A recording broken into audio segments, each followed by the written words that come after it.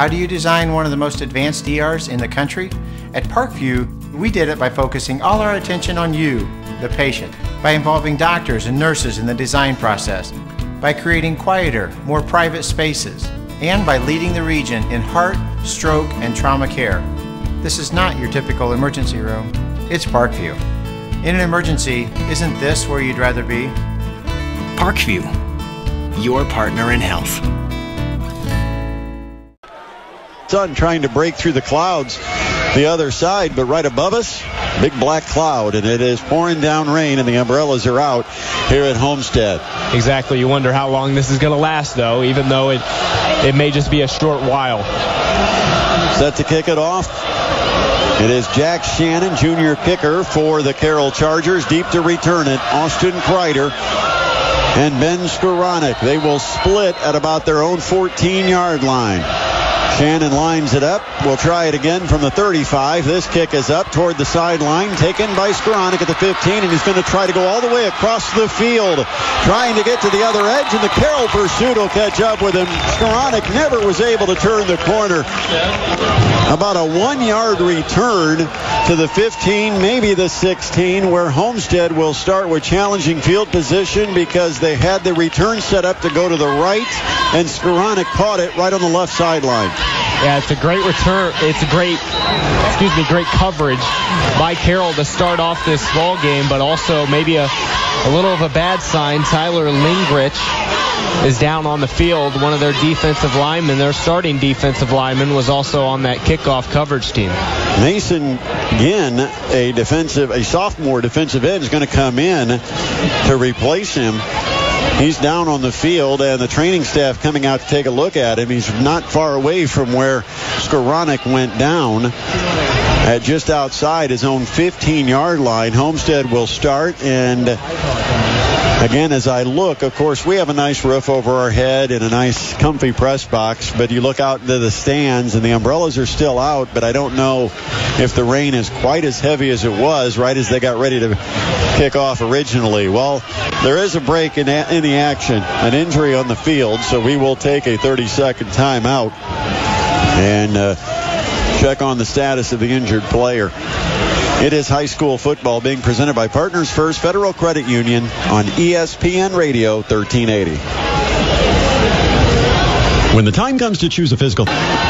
Tonight's game also available via the TuneIn app. You can take us to the games on your mobile device. I am Brett Rump along with Corey Stace, and Tyler Lingrich has made it over to the sideline, and we're ready to go. The Spartans line up offensively from their own 15.5. They'll fake the jet sweep. No, they'll hand it to Connor Fitzharris coming around the left edge, and Fitzharris gets out to about the 19. And again, the speed and pursuit of the Chargers defense caught up with Fitzharris before he could turn the corner. 3-yard gain. It'll be 2nd and 7. We will definitely see a lot of that play and just fake jet sweeps, as you said. A lot tonight. Jonah Watson and Connor Fitzharris in the slot. They like to motion those guys, run option with them, and make plays off of that. From the left hash, Drew Kazai lines up shotgun 5 yards deep, single back, and he'll give to the fullback, which is Adam Lutz, the lone back in the backfield. Lutz at 5'9", 170, tried to take it right up the middle, and he might have gotten a yard out to the 20. It'll bring up a 3rd down and close to 5 for the Homestead Spartans. There really was no hole there. The defensive line for Carroll did a good job of plugging that up before it even started. Ball still on the left hash. Receivers, they've got Skoranek wide right, and the slot right is Fitzharris. Slot left is Watson. Wide left is Austin Kreider, Drew Kazai's favorite target. The shotgun snap good from the pocket. Kazai looks, dumps it off to Kreider. Caught at the 20, 25. He's got a 1st down out to about the 28-yard line. And just a short, simple little route as they cleared the slot down the field. The wide receiver on that side, Austin Kreider, filled in behind him. Kazai dumped it off, and it's a 1st down for the Spartans. That was actually a great catch. It was tipped, the pass from Drew Kazai, and Kazai applauded Kreider after the play, but Kreider made a great adjustment to catch that pass and 20th catch of the year for Austin Kreider. And here's a sweep to the right. And again, Carroll with pursuit will get into the backfield and actually take down the ball carrier for a loss of about a yard and a half inside the Homestead 27. Spartans are on the right hash. No huddle offense. Trip receivers wide side left. Skoranek, the lone receiver, wide right. He lines up, matched up man-to-man with Blake Schumacher. Here comes a blitz, and they'll dump it off on a wide receiver screen. Trying to get it to Watson. It goes right off his hands and incomplete. He has gloves on. That's one thing to point out. A lot of times with the rain, you'll see receivers or any player on the football field take the gloves off because they become slippery with the rainwater. So maybe that's just an instant there. It just looked like he went straight through his hands. Good pass by Kazide. Set up the play well. He had open space in front of him. Homestead has the ball inside their own 27, facing 3rd down and 11. They've got to cross the 38 for the first down. It's on the right hash. Again, they'll fake play action from the pocket. Kazai throws, looking right sideline. Got it to Skoranek midfield. Skoranek down the far sideline, takes it to the Carroll 26-yard line. First down on a big play for the Spartans. 47 yards on the pass completion, and they just sent Skoranek on a fly on that sideline, and Kazai hit him right in stride. Jordan Smelling was playing press on Skoranek, and that's a bad idea for the most part because Skoranek got past the press man and ended up just running a streak down the field, and Kazai hit him. Ball's on the right hash. Shotgun for Kazai. He will put it in the belly of Lutz. Lutz pounds through the middle inside the 20 and taking tacklers to about the 17-yard line. And that'll be a 9-yard gain. Very close to the first down. They sit it close to the 16. It's short by less than a yard. 2nd down and short. This is where play action and going for the end zone would not be an uncommon call. Spartans have it right hash. Skoranek lined up this time on a tight end right, and they give it to Lutz up the middle. He'll pound for a first down and take it near the 10-yard line. They'll sit it at the 11, so it'll be a 1st and 10. Spartans on a drive that started from about their own 15-yard line, and they've advanced it all the way to Carroll's 11. But remember the problems last week. They got it here repeatedly in the first half against Bishop Dwenger a week ago. But interception, and a fumble by Skoranek on a completed pass inside the 2. Wasted opportunities to get points. You wonder if that'll affect the play calling here for Chad Zolman. And a missed snap in that game as well at the end of the half. And they will run it. Lutz again up the middle as they try to pound right into the teeth of that Carroll defense. Lutz will get it down to the 8-yard line. A gain of 3. It'll be 2nd down and 7 from the Chargers' 8. Also in on that tackle. And although those are just regular 8-yard, 5-yard runs, it's a big confidence boost for Lutz, who the first 2 times he got the ball, it was a 0-yard gain and a negative 2-yard gain. He's the 3rd-string running back on this team. He needs a little confidence going into this game, and maybe those 3 runs will do it. Lutz in there for the injured Landon Durnell, and they'll hand the jet sweep. Coming around the edge is Fitzharris, and he's got his ankles taken away from him just as he turns the edge at about the 5 or 6 yard line. And that was a very good defensive play by the Carroll Chargers corner Connor Tapp.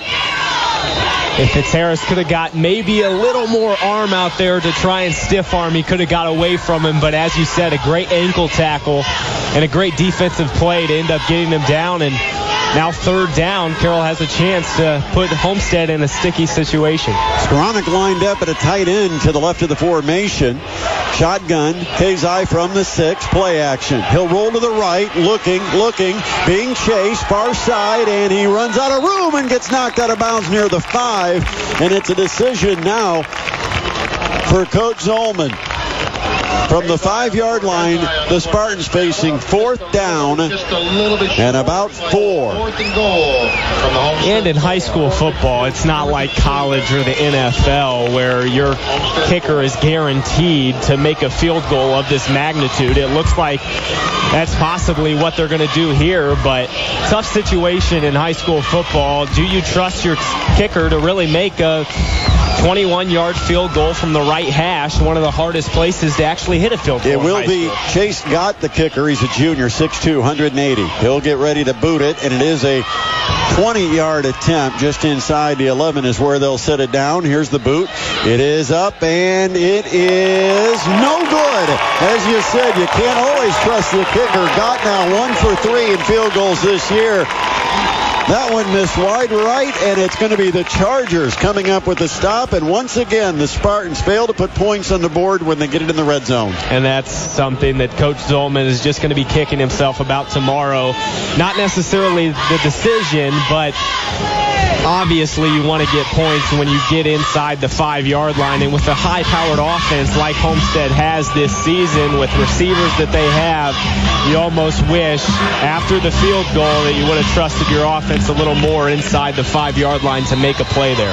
Aiden Smith, the senior quarterback, on for the Chargers. They start at their 20.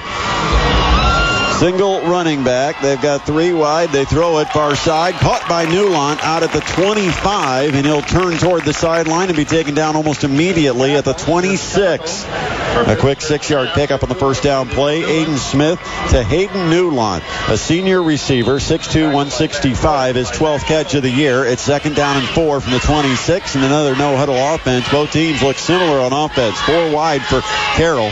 A slot each side. In motion across formation is Schmeling. Here's a drop. Smith, the rush coming. Smith's lost the ball. It's free on the turf inside the 10, and it's going to be Homestead getting the fumble.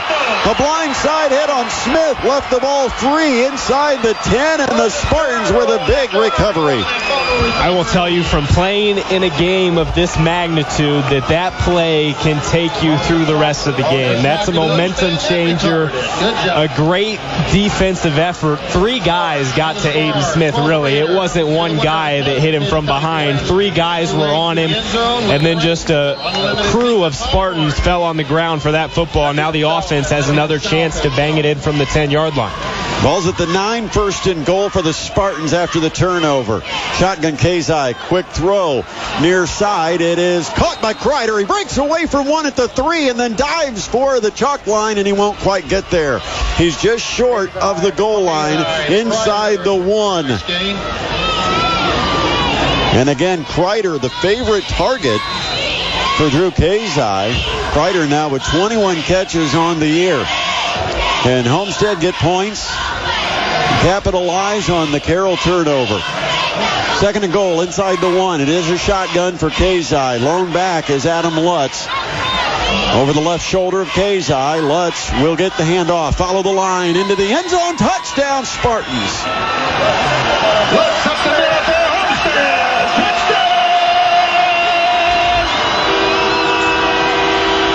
Capitalizing on a turnover by the Carroll Chargers when Aiden Smith was blindsided, dropped the football inside the 10.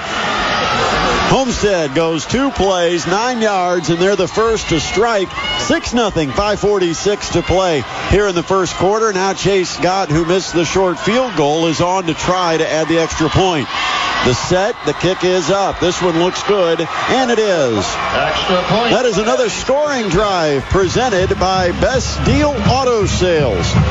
Of course, if you want to score on your next drive, be sure you choose a car, truck, or SUV from any of the Best Deal Auto Sales locations. That is Best Deal, or rather Best Value, Best Financing, Best Deal at Best Deal Auto Sales. 7-0 Spartans. Rain coming down here at Dave Walters Stadium, and we'll be back. It's the high school football game of the week, presented by Partners First Federal Credit Union on ESPN Radio 1380. Here's a money-saving tip from Momper, the #1 name in insulation since 1956. Exposed attic ceiling joists and ductwork, or new snow that quickly melts off your roof, means you need to add insulation. We'll fill empty sidewall cavities with insulation, even through masonry, aluminum, or vinyl siding with no unsightly holes. Plus, we'll seal your crawl space with urethane foam for a total insulation package. Call Momper now for a free, no-obligation energy analysis of your home. This broadcast is brought to you by Partners First Credit Union. See them for mortgages, home equity loans, great rates on auto loans, and multiple options for your checking and savings accounts. At Partners First, they'll call you by name because you're not just a customer, you're a member. Visit partnersfirstcu.org for more information or stop in any of the local Partners First branch offices. Partners First Federal Credit Union, supporting the community as the presenting sponsor of high school football on ESPN 1380. Let's send it back to the field. Presented by Partners First Federal Credit Union.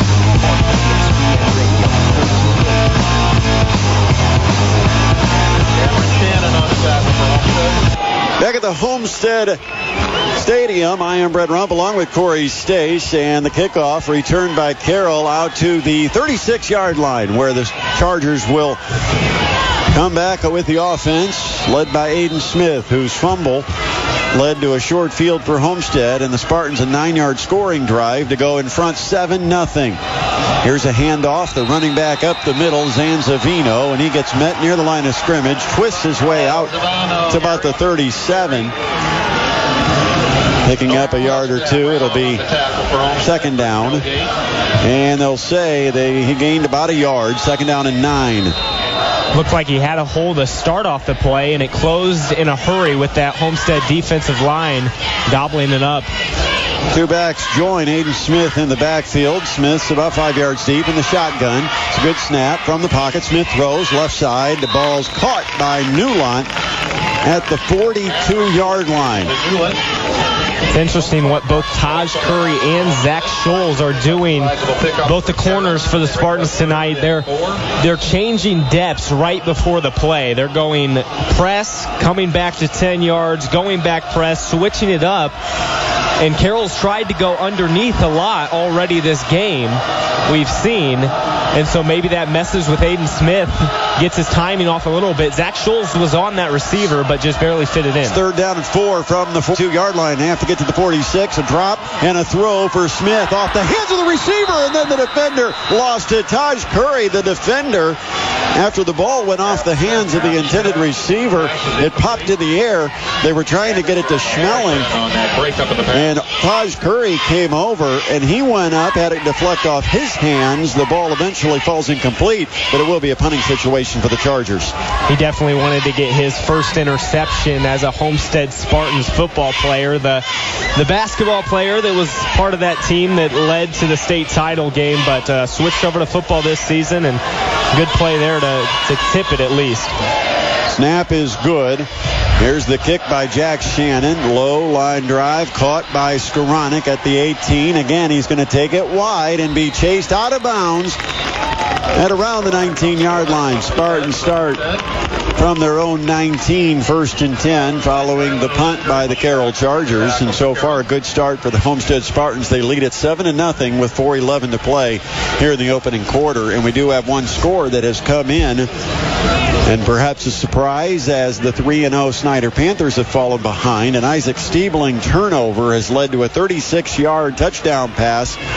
Sparks to Sparks, and Concordia leads Snyder early, 7-0. I believe they added the extra point. Doesn't say on the text I received, but they'll sit the ball at just outside the 20 for the Homestead Spartans. First down and 10. Drew Kazai, the junior quarterback, 6'1", 180-pounder, pulls out the signals. He's got Watson in a slot to the left, wide side left with Kreider near the near sideline. Handoff goes to the running back. Right up the middle, it's Lutz, and he pounds across the 25 near the 26, and that's a good run for the Homestead Spartans. The strength of this Carroll defense, that linebacking core led by one of the best, not only in the area, but in the state, in Dylan Connor. Dylan Connor is a freak athlete. I watched a lot on him leading up to this game, and he just pops on film. I watched the Carroll-Northrop game, and I didn't know who he was, and he popped on film, and I had to watch more. Went up and looked him online, and has a highlight tape, obviously. He's a talented player. Second down 5 near the 26. They'll fake the jet sweep, and the blitz gets to Kazai at the 22-yard line. And that time, Carroll came with the blitz, sent the front 7 all flying in, and Kazai, as he faked the jet sweep, had Chargers all over him. Right on cue. It was Dylan Connor with the blitz from the inside linebacker position. When he's blitzing, he is blitzing. He doesn't care if anyone knows it. He is a downhill linebacker, stops the run. Third down. And they need to get out to almost the 31. The ball sits at the 22, so it's third down and 9. They'll put trip receivers to the wide side left. Single back Lutz. Shotgun for Kazai. He's looking left the whole way. And he'll throw to the sideline, and Watson will catch it. No, it's incomplete. Looked like Watson had that one tight-roping the near sideline near the 35-yard line, but the official right on the spot said no, Watson didn't hold on, and so an incomplete pass brings up fourth down for Homestead, and now the Spartans are going to have to punt it right back to the Carroll Chargers. Definitely a combination route. Austin Kreider was on the outside, went in for the slant. Jonah Watson went on the wing route down the sideline, and it was there. He just couldn't pull it in. Drew Kazai will stand at his own 8-yard line to punt this one away. And here comes the rush. Kazai, low snap, got it away, but it's not a real good kick. He was pressured, and it shanks off the right side of his foot and heads into the Homestead sideline. Let's see where they measure this out. It's going to be great field position for the Carroll Chargers after a short punt by Kazai to the 34. It's only a 12-yard kick. So the Chargers will start at the Homestead Spartan 34-yard line with 2:38 remaining in the opening quarter, and Homestead leading at 7-0. And it was a bad snap that resulted in that pressure from Carroll. Drew Kazai had to grab it down at his feet and then get it up and get it away before the Carroll blitz got to it. 4 wide receivers, and they will give it to the fullback right up the middle, and Zavino takes it inside the 30 to around the 28. And correction, this time it's Novotny with the carry. And Nick Novotny has carried it 24 times coming into today, averaging almost 10 yards a carry. That time he picks up 5 right up the middle. Second down, long 5 from the 29. Ball stays on the left hash. Slot each side. They balance with 4 wide, and they'll fake the handoff. And Smith, the keeper, off right tackle. He gets hit at the 26, but the big guy falls forward inside the 25 to the 24. Picks up 5 yards.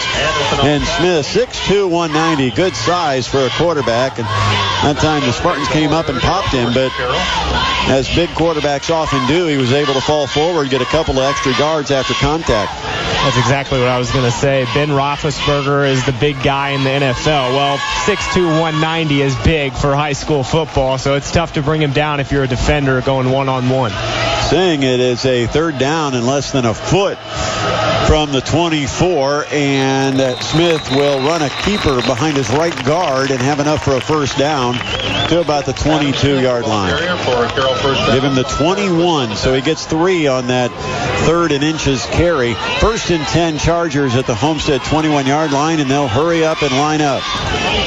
Again, no tight ends. They've got a slot each side and a wide out each side as Smith play action. Rolls to the left, sets up, looks for a receiver, looks, and then just heaves it to the end zone, and it's caught! Caught in the end zone! Justin Becker, the sophomore, makes the catch, and a late flag out here at the 29-yard line where it was launched by Aiden Smith. I think it actually may have been during the play that the official threw the flag. We'll have to see. It's holding against Carroll. Take the points off the board.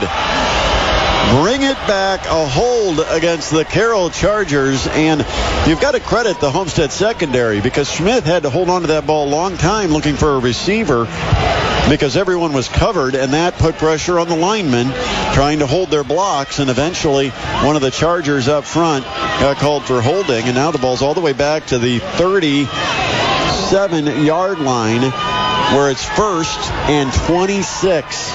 A spot foul, so it really penalizes the Chargers 16 yards. Here's the sweep, handed to Becker, coming left to right. He cuts upfield behind his blocker and gets inside the 35 to the 33. Short gain. They try to chip away at this long down and distance. It's now 2nd down and 22 from the 33-yard line. They like Justin Becker, the sophomore. Definitely try to get the ball in his hands. He has 16 receptions on the year. That was only his 2nd carry, but when you have a playmaker like that, you definitely try to get the ball in his hands wherever you can.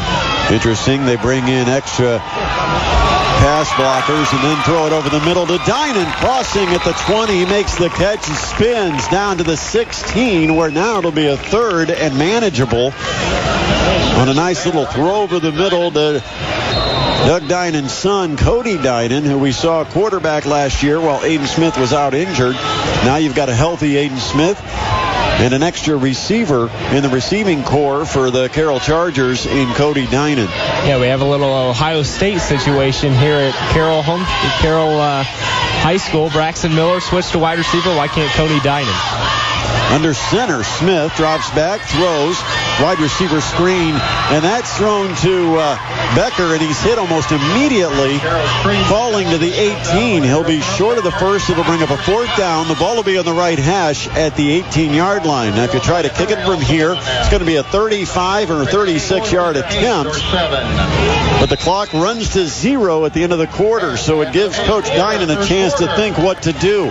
Facing a 4th down and 7 from the 18-yard line. That's how the Chargers will start quarter number 2. They'll also start it trailing 7-0. This is high school football presented by Partners First Federal Credit Union on ESPN Radio 1380.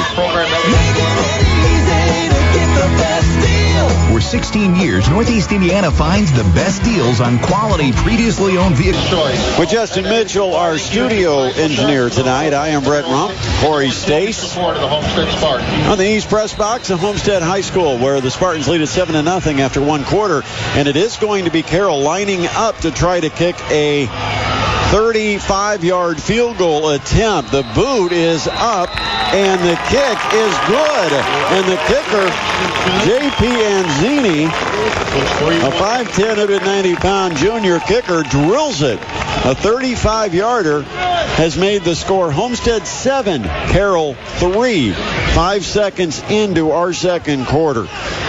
Well, you talked about it, Corey. It's a rivalry. And, of course, another scoring drive presented by Best Deal Auto Sales. If you want to score on your next drive, choose a car, truck, or SUV from any of the area Best Deal Auto Sales locations. It's best value, best financing, and best deal at Best Deal Auto Sales. It is a rivalry. Both teams come in emotionally high when they take on each other. Carroll has won the last 4, and as a Homestead Spartan just graduating not long ago, what does that mean to the Homestead Spartans, knowing you've lost 4 straight to your rival across town in the last 2 years? I actually got a chance to talk to Coach Zolman before the game, the Homestead head coach. Obviously, I have a relationship with him, and he was saying that it seems like the mentality changed once the Tranquils came in, and obviously Drew Tranquil, it took him until his senior year to finally get a win over Homestead, and that was my senior year as well, so a little bittersweet. But as you said, 4 straight wins for Carroll. Homestead definitely has to be frothing at the mouth, wanting to get this win, especially in front of their home fans. Jack Shannon will kick it off for the Carroll Chargers. The boot is high, hanging, and Kreider will grab it at about the 1. He'll take it up the middle of the field at the 20. Breaks away from 1, but not 2, and he's wrapped up at the 22-yard line, where after a 21-yard return, my Austin Kreider, who averages about 26 yards a return in the year, the Spartans will start, and Kreider went down pretty hard, and he is bent over I think he fell that one because this is artificial turf here, and he got thrown down hard on the surface, and Kreider is bent over. And this is a guy who has dealt with injuries in his Homestead career. And right now he is bent over on the field, feeling the pain of that big tackle. And he's not the biggest frame either. No. He's a skinny frame that relies on quickness at the wide receiver position. So when you see him go down hard, you know that there's a chance. Obviously, Homestead's just hoping this is minor and he can get back in because they need him at the wide receiver position, although Ben Skoranek still is in there, the Northwestern recruit. Second most yards in the area for a wide receiver for Austin Kreider, coming in with 314 yards receiving, averaging over 100 yards of receiving a game. And he sits down. Skoranek wide right, and it'll be a fake jet sweep. No, they'll give it to the wide receiver, Grant Raber, who just came into the game, taking it from the left to the, or right to the left. Raber with a carry out to the 26-yard line, 4-yard gain, second down 6. I think Austin Kreider may have just gotten the wind knocked out of him. He's back in there, but sometimes coaches like to do that. When the new guy comes in, Carroll defense isn't expecting him to get the ball, so why not give him the ball? And maybe a little trickery behind the offensive play call. I didn't expect him to get the ball either. I figured they faked it to him, but they did hand it to the backup. Play action, throw over the middle, tipped up in the air, and it falls incomplete. Some players had a chance for it. It was deflected by the line of scrimmage, went up in the air in the middle of the field, and everybody kind of diving and trying, and no one could come up with it.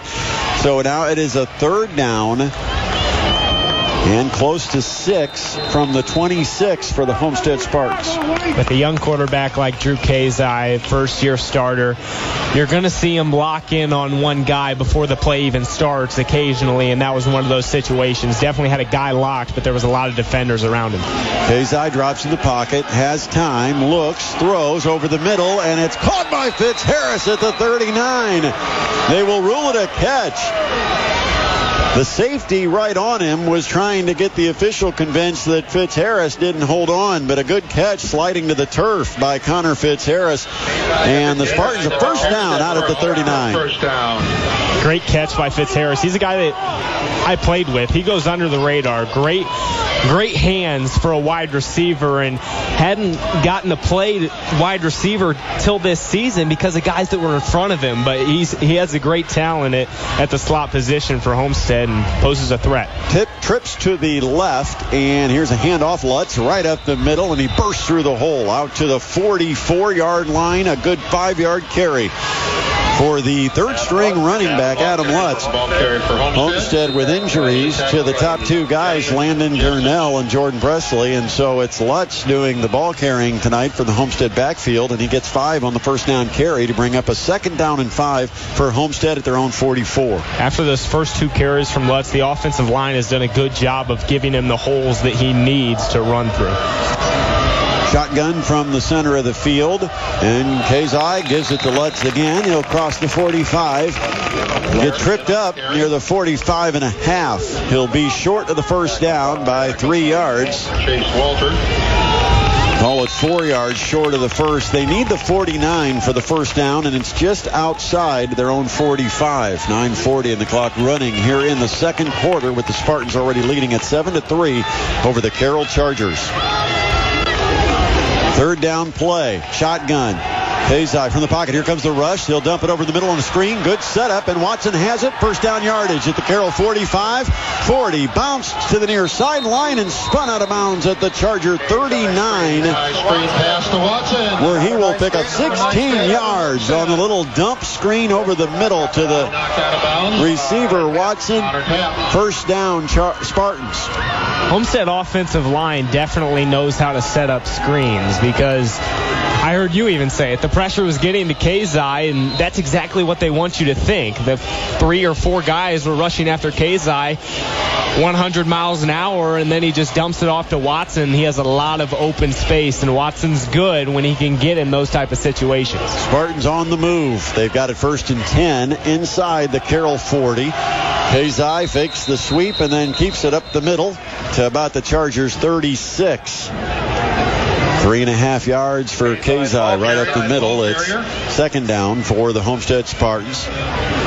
Leading at 7-3 with 8:45 to go here in the second quarter and the clock running. Substitutions for the Chargers defensively. Kazai lines up the Spartans without a huddle. Trip receivers line up to the left. And there's movement up front. And there's flags and a whistle. Against Carroll. And the Chargers jumped. That'll be 5 yards against the Chargers. So the 5-yard penalty takes the ball down to almost the 30. And that'll be a second down and about a yard to go for Homestead. And this offense is unique. They say hike, and then they don't even have a play when they say hike, and then they look over for the play. Give up the middle, Lutz. He'll have first down yardage. He takes it to the 26, picking up 4 yards. Once again. Nothing fancy, and Lutz showing some power up the middle, and he's playing much bigger than he actually is, Corey, because you look at the size for Adam Lutz, 5'9", 170, not classified as a big back, but he's running very powerfully right up the middle. He is, and the offensive line is giving him the holes that he needs, but as a third stringer, not expecting a guy to come in and have this type of production. And they'll give it to him again. Nice hole up the middle. 20, 15, and he takes it to the 14 as Carroll comes in, tries to strip the ball, but Lutz hangs on. And again at the 14-yard line, that's about 12 yards right up the middle for Adam Lutz.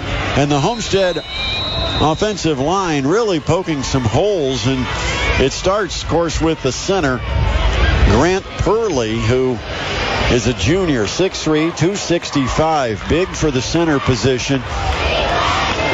First and 10 Spartans at the Chargers 14-yard line. They've had troubles in the red zone last couple of weeks. Let's see what they can do. Kazai fakes it to Lutz and keeps it. He's got a hole off the left side, taking it inside the 5 to the 4. Faked out everybody up the middle. 12 yards for Kazai, and as the PA announcer said here, faked out everybody up the middle. In every play, a lot of people don't know this, but I'll give you a little insight. Every play that the Homestead's running right now, Lutz up the middle, they're all read options still. So that time, I saw the defensive end. He went straight down for Lutz. They've been running to him so much, and Kazai made the right read. He's keeping his eyes disciplined, even though he's gave it to Lutz all game. It's a first and goal from the 4, and this time it'll be Kazai faking it to Lutz, trying to get around the left end. Did he turn the corner? He did! He got in! Carroll looked like they gave up on him at about the 4 as he turned the edge right at the sideline, and he sprinted it into the end zone. Touchdown, Spartans. 7:08 remaining in the second quarter, and Homestead's opened up a 13-3 lead, and on to try the extra point will be kicker Chase Scott. Almost looked like Carroll gave up on him.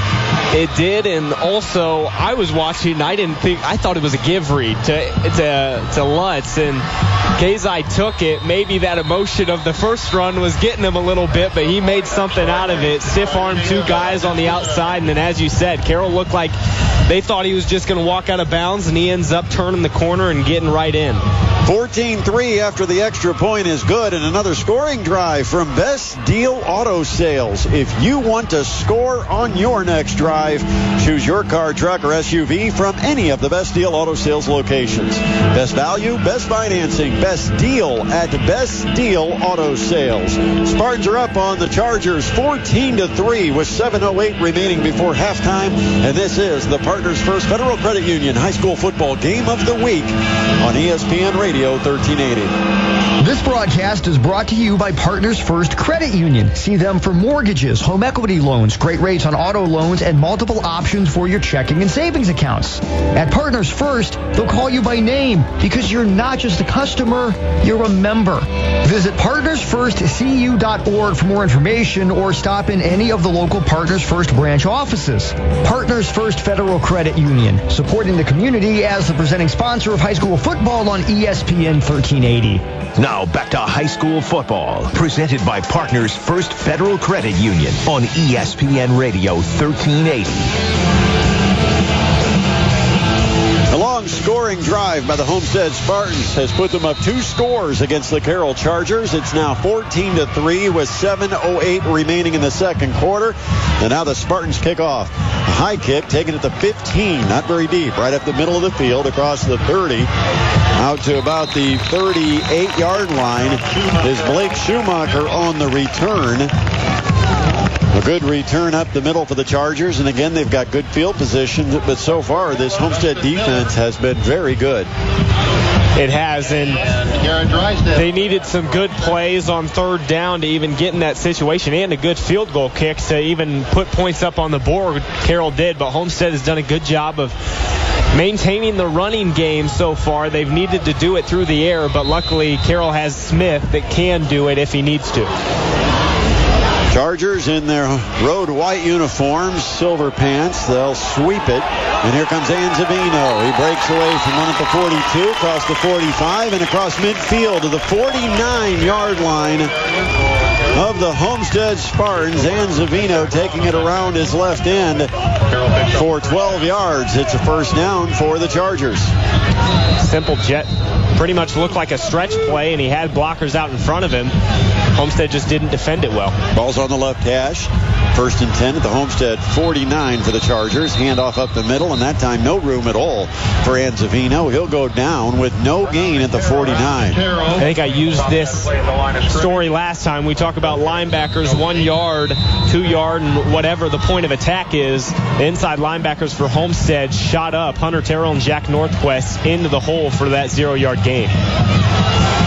Shotgun for Smith, rolling to the right. He'll look to throw. And he does over the middle, and it's short and behind Cody Dinan, his intended receiver, at the Homestead 40. It will bring up a third down and 10 now for the Chargers. Incomplete.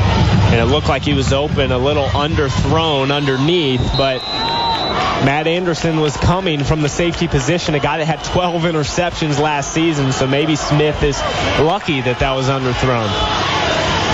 Homestead secondary calling out the coverage, and here's the drop in the pocket for Smith.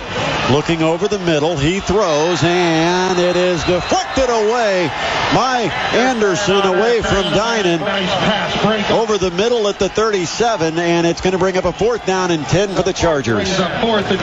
Exactly what I said. He didn't underthrow that ball, and Matt Anderson came up and made a play on it. The safety from Homestead, he does need to watch himself. I thought he could have gotten a penalty after the play on that play.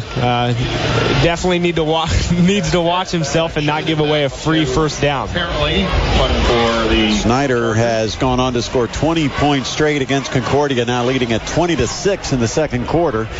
Here's the punt. Shannon boots it away, and it's a short kick. It'll bounce and go inside the 5, down to the 4-yard line. So that's a 45-yard boot with help from the bounce for Jack Shannon, who averages 39 yards a kick coming in. And the Spartans backed up. They'll have to start on their own 4, first and 10, but they do lead at 14-3 over the Carroll Chargers. In high school, usually about the 45-yard line is a perfect position for a punter because they usually only punt at 30 yards, 25 yards, and then it just rolls, and that's exactly what happened to get it inside the 5-yard line for Jack Shannon there. So Drew Kazai will stand on the goal line and take the shotgun snap. First and 10 Spartans from the 4. They lead it 14-3 with 5:53 remaining in the second quarter. Got 2 receivers split to the left. Fitzharris all by himself. Here comes pressure in the end zone, and Kazai has to escape the rush and takes it around the left end for positive yardage. Getting marked out at about the 11-yard line, but the pressure was coming, and Kazai, a good athlete at 6'1", 180, was able to escape the pressure and turn it into a good game. Exactly. Got him out of that bad field position that you never want to see because that's flirting with the safety. And on that play, it was flirting with the safety. But Kazai, as you said, the athleticism was able to make a play. On the field. It'll be second down and 2 from the 12-yard line. And what do we have? I think we might have an equipment issue, or they're going to send Dylan Connor out. equipment issue, I believe. He comes to the sideline, and so he has replaced the best defender on the field for the Carroll Chargers. He's replaced by Matt Pierre, who is a inside linebacker, 5'5", 190-pounder. And they'll run right up the middle with Connor not in there. Lutz will take it to the 15-yard line, which will be enough for a first down. I think that was a good decision, possibly, because it's a little bit of a drop-off from maybe one of the best inside linebackers in the SAC to just any backup. It's not a knock against Pierre. It's just that Dylan Connor is that good that when he's replaced out there on the defense, the Spartans need to attack where he's missing. Shotgun on a 1st and 10 from their own 15 for Homestead. Fake the jet sweep. Hazai, the keeper, up the middle. He got a nice hole across the 20, the 25, and now down at the 28-yard line. 13 yards. In fact, give him 14 to the 29 for Drew Hazai. And the Spartans now out of that area where you don't want to be backed up against your own goal line. They've got it out to the 29 with a first down. I thought with this front seven and the linebackers that Carroll has, I thought we'd see more passing from Homestead, but it seems like they've attacked the middle, and that's exactly what they've done, and Kazai's had success. Lutz has had success. It's under 5 minutes to play here in the second quarter. Handoff Lutz, and that time the pressure broke through, and they take Lutz down at the 28. Almost no gain at all, and Lutz had his helmet knocked off, and so he will have to go to the sideline. And another substitute in from Chad Zolman's bench on the far sideline across the way. And it looks like it's going to be Garrett Drysdale, who is also the backup quarterback. He'll join Kazai in the backfield. As Coach Zolman told me about this, that Garrett Drysdale, the backup quarterback, was going to be the backup running back for Lutz down to their tonight. 4th string because Lutz, the 3rd string. Here's a drop. Kazai looks to the right. Pressure comes. He scrambles and gets away from the rush and brings it to the near sideline where Skowronek planted a big block for him as Kazai takes it out of bounds near the 32. And Skowronek came back when Kazai scrambled out of the pocket. Skowronek came back and planted a block, almost a blindside block. Legal, but it decked one of the Carroll Chargers, and a wide receiver at 6'4", putting a block on the edge like that. You feel it, but Skowronek looks like almost like he's limping. And he's a big guy, too, so a lot of power into that block as well. 4 yards on the carry. Kazai now drops in the pocket. Quarterback draw. He'll take off and run. Looking for open space as he heads to the left at the 35. Chased down near the 38. And now we'll have to see how close he is to the stick. I think they might sit it just outside the 37, which will be about 1.5 yards short. And it'll bring up a 4th down. So the Spartans send out the punting unit facing 4th down and about 2 from their own 37. Chargers come up with a stop, but it's big to flip the field here for Homestead because they were pinned at their own 4. Now they get it out to the 37 where Drew Kazai has some room to kick this away. Back to return it for the Chargers, I believe it's Schumacher. But Drew Kazai is the punter. I would never take it lightly, though. It is a fake. Short snap, and Chargers smelled it coming in, making a play, stopping him short at the 35, and the gamble doesn't pay off. It's down at the 35, and Chad Zolman tried the fake. They snapped it to the short up man. He went right up the middle, but the Chargers seemed to almost know that play was coming, and they'll take over at the Homestead 35-yard line with 3:16 remaining in the half. A 14-3 game, and will that play shift momentum? It could come back to be huge. Big gamble didn't pay off for Chad Zolman. From the right hash, shotgun for Aiden Smith. The Chargers have the ball. Play action. Smith looking deep. The rush comes, and it swallows up Smith at the 40 for a sack. Loss of almost 5 yards. And again, the secondary with good coverage, or Smith just not quite sure about throwing it because he took a long time in the pocket, and eventually the pressure caved in. And Moses Gerardo was the one that got to that. He's the best pass rusher for this Homestead team. He's been coming off the edge all night. Drop back in the pocket. Smith throws, and it's short in front of the intended receiver, Justin Becker, at the 32-yard line. on the coverage, Moses Gerardo for the Homestead Spartans. And it brings up a third down, and we'll call it 14 with the ball at about the 39-yard line of Homestead. Well, the Spartans would really come up big defensively if they can get a stop here and avoid any damage from that fake field or fake punt attempt. Here's a drop. Smith in the pocket, looking over the middle, firing, and the ball's caught, and it's the hook and ladder. They flip it from Newlock to Becker, and he'll take it to about the 20-yard line. Trickery for the Chargers works, and it's a first down for the Carroll Chargers. Fancy play. I really can't say that I've seen that just in the regular action of a game. Normally it's at the end of the half or end of the game, but I guess it worked. Quick snap, and it'll be a keeper. Smith up the middle, drags a tackler from the 20 down to about the 18. 2 hard-earned yards for the big quarterback for the Chargers, Aiden Smith. The clock will run with 2:17 remaining in the half. Tico Brown got the tackle there. Also, you can't teach size. Sophomore, 6'1", 260, and he's athletic. He's going to have a bright future for the Spartans. Shotgun snap in the left hash, and the give to Novotny, taking it around the right end. Tries to turn around Curry, and Taj Curry comes up, wraps him up, and makes an open field tackle at the 15. Gain of 3 for Novotny brings up a third down and 5 with the ball at the 15-yard line. 1:42. The clock continues to run here late in the first half with the Spartans leading 14-3. Chargers threatening in the red zone. Both teams continue to use that jet sweep with their slots. And it's almost been effective for a good 5 yards every time both teams used it. But that time, Taj Curry, good job of getting off his wide receiver block and making the tackle. Shotgun Aiden Smith from the right hash. He'll drop, looking left the whole way. Throws, caught by Becker at the 10, the 8, and he's wrapped up in the field of play.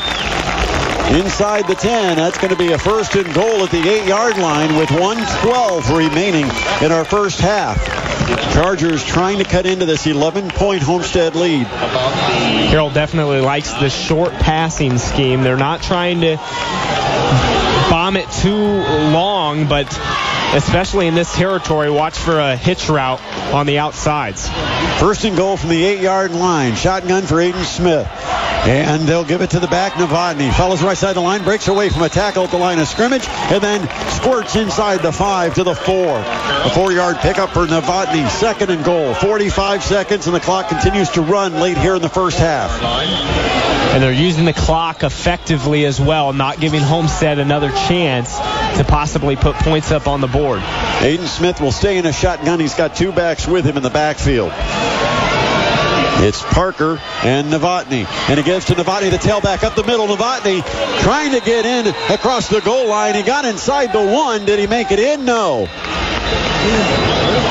Inside the 1-yard line, where it'll be a third and goal with a quick timeout called by Carroll with 20 seconds remaining in the half. Third down goal inside the 1. That's a great defensive stand. Novotny wasn't even touched until about the 1-yard line, and they ended up standing him up. Novotny giving themselves another play. Not a huge back. He is 5'9", 160. So a timeout on the field as they discuss the play. Third down, 1. You've got to consider this is 2-down territory for the Chargers. They've got a couple of timeouts still remaining. Yes, as you just said, they do have 2 timeouts remaining, so no hurry. They can run or pass. The ball sits at the 1-yard line. Chargers line up. Now the Spartans come out to take their positions defensively. 20.2 seconds remaining here in the first half. Chargers inside the 1. Third and goal. Under center, Smith. He'll hand Novotny, or is it, no, it's not Novotny this time. It's Parker. And Nick Parker will take it in for a touchdown from 1 yard out. They tripped up the backfield with 3 running backs, and Nick Parker, the running back with the carry. 1 yard run. Touchdown, Chargers. It's 14-9, and on to try the extra point will be lead. Let's see. It's Anzini, the kicker. J.P. Anzini will set to kick and try to make it a 14-10 game. And Carroll will take a timeout. Well, a break in the action. Another scoring drive presented by Best Deal Auto Sales. If you want to score on your next drive, be sure you choose that car, truck, or SUV from many of the Best Deal Auto Sales locations. Best value, best financing, best deal at Best Deal Auto Sales. We'll take a break. You're listening to high school football on ESPN Radio 1380. And now, your Crumpac Chevrolet starting lineup. Silverado, the benchmark of full-size pickups. Stronger, smarter, and more capable than ever. Impala, delivering refinement and efficiency in a full-size sedan for 50 years. Crumpac helps you get the most out of every gallon with the groundbreaking Cruise Eco, delivering 42 miles per gallon. The starting lineup from Crumpac Chevrolet. 930 East in New Haven, celebrating 44 years of helping the Fort Wayne area find new roads. Online at CrumpacChevy.com. Welcome to Friday Night Football, presented by Partners First Federal Credit Union on ESPN Radio 1380. Well, Homestead's coaching staff will be second guessed on the fake punt late in the half because the Chargers used the short field to score, and now they add the extra point. J.P. Anzini's kick is good, and it's 14-10 with 15.4 seconds left. And I feel almost like it's deja vu, Corey, because last week Wenger went to the locker room with momentum and then came out, took the second half kickoff and scored, and Homestead never recovered. And remember, the second half will start with Carroll getting the football, and now they've drawn to within 4 points. Homestead will have to go into half and hold on to the fact that they have the lead is the only thing I can think, unless something changes at the end of this half. But as you said, it's one of the calls, and especially in high school football, you never know how far the punter is going to actually get the ball. Last time Drew Kazai punted the ball, it was only a 12-yard kick. So it's a question that Coach Chad Zolman has to ask himself, and he decided to go with the fake punt, but the Carroll defense was ready for it, and now it's going to be a questionable call for the rest of the game because it gave Carroll momentum going into the half and also cut it to a one-possession lead, and Carroll gets the ball to start off the second half. So the Chargers will kick off now within 4, 14-10, 15.4 seconds remaining in the second quarter. Coming up at halftime, Corey Stace will give you a recap of all the scoring in this one. And then we'll send it to the studio where Justin Mitchell has our halftime scoreboard. So here is the kick. And it's a low squib kick bouncing inside the 20, taken at the 12 by Skoranek. Up the middle of the field, Skoranek goes right, now he goes back left. 30, 35, 40, 45, 50. Into Carroll territory, and then he got horse-collared as he goes out of bounds. 4.9 seconds. He gets out of bounds somewhere at the 32, and he'll get 15 yards added on top of this. Well, right when we're writing off Homestead and thinking that they're going to go to the locker room with Carroll having all the momentum, big return by Skoranek, and the Spartans could have a chance here with 4.9 seconds to throw one to the end zone and perhaps just lob it up there and try to let Skoranek go up and make a play. Yeah, I think if anyone, you lob it to Skoranek, and they're going to have it at about the 17-yard line with the great return. Skoranek reversed fields, had the blocks, and as we said, if Homestead scores, they obviously definitely have the momentum. But even if they don't, I think that they almost, just with that one play, kind of reversed it, and a lot of people will forget what Carroll just did. That's a 56-yard return, and it'll set up a field goal attempt. Chad Zolman sends out the field goal kicker. Chase Gott will line up to try to kick a 33-yard field goal. The holder is Connor Fitzharris.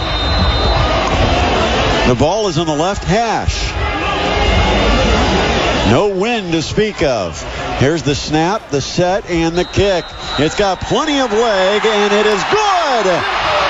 And the Spartans get points. Still 1.5 5 seconds on the clock. It's 17-10, and Homestead's got their 7-point lead back. Another scoring drive from Best Deal Auto Sales. If you want to score on your next drive, choose a car, truck, or SUV from any of the Best Deal Auto Sales locations. Best value, best financing, best deal at Best Deal Auto Sales. You're listening to the Partners First Federal Credit Union High School Football Game of the Week on ESPN Radio 1380.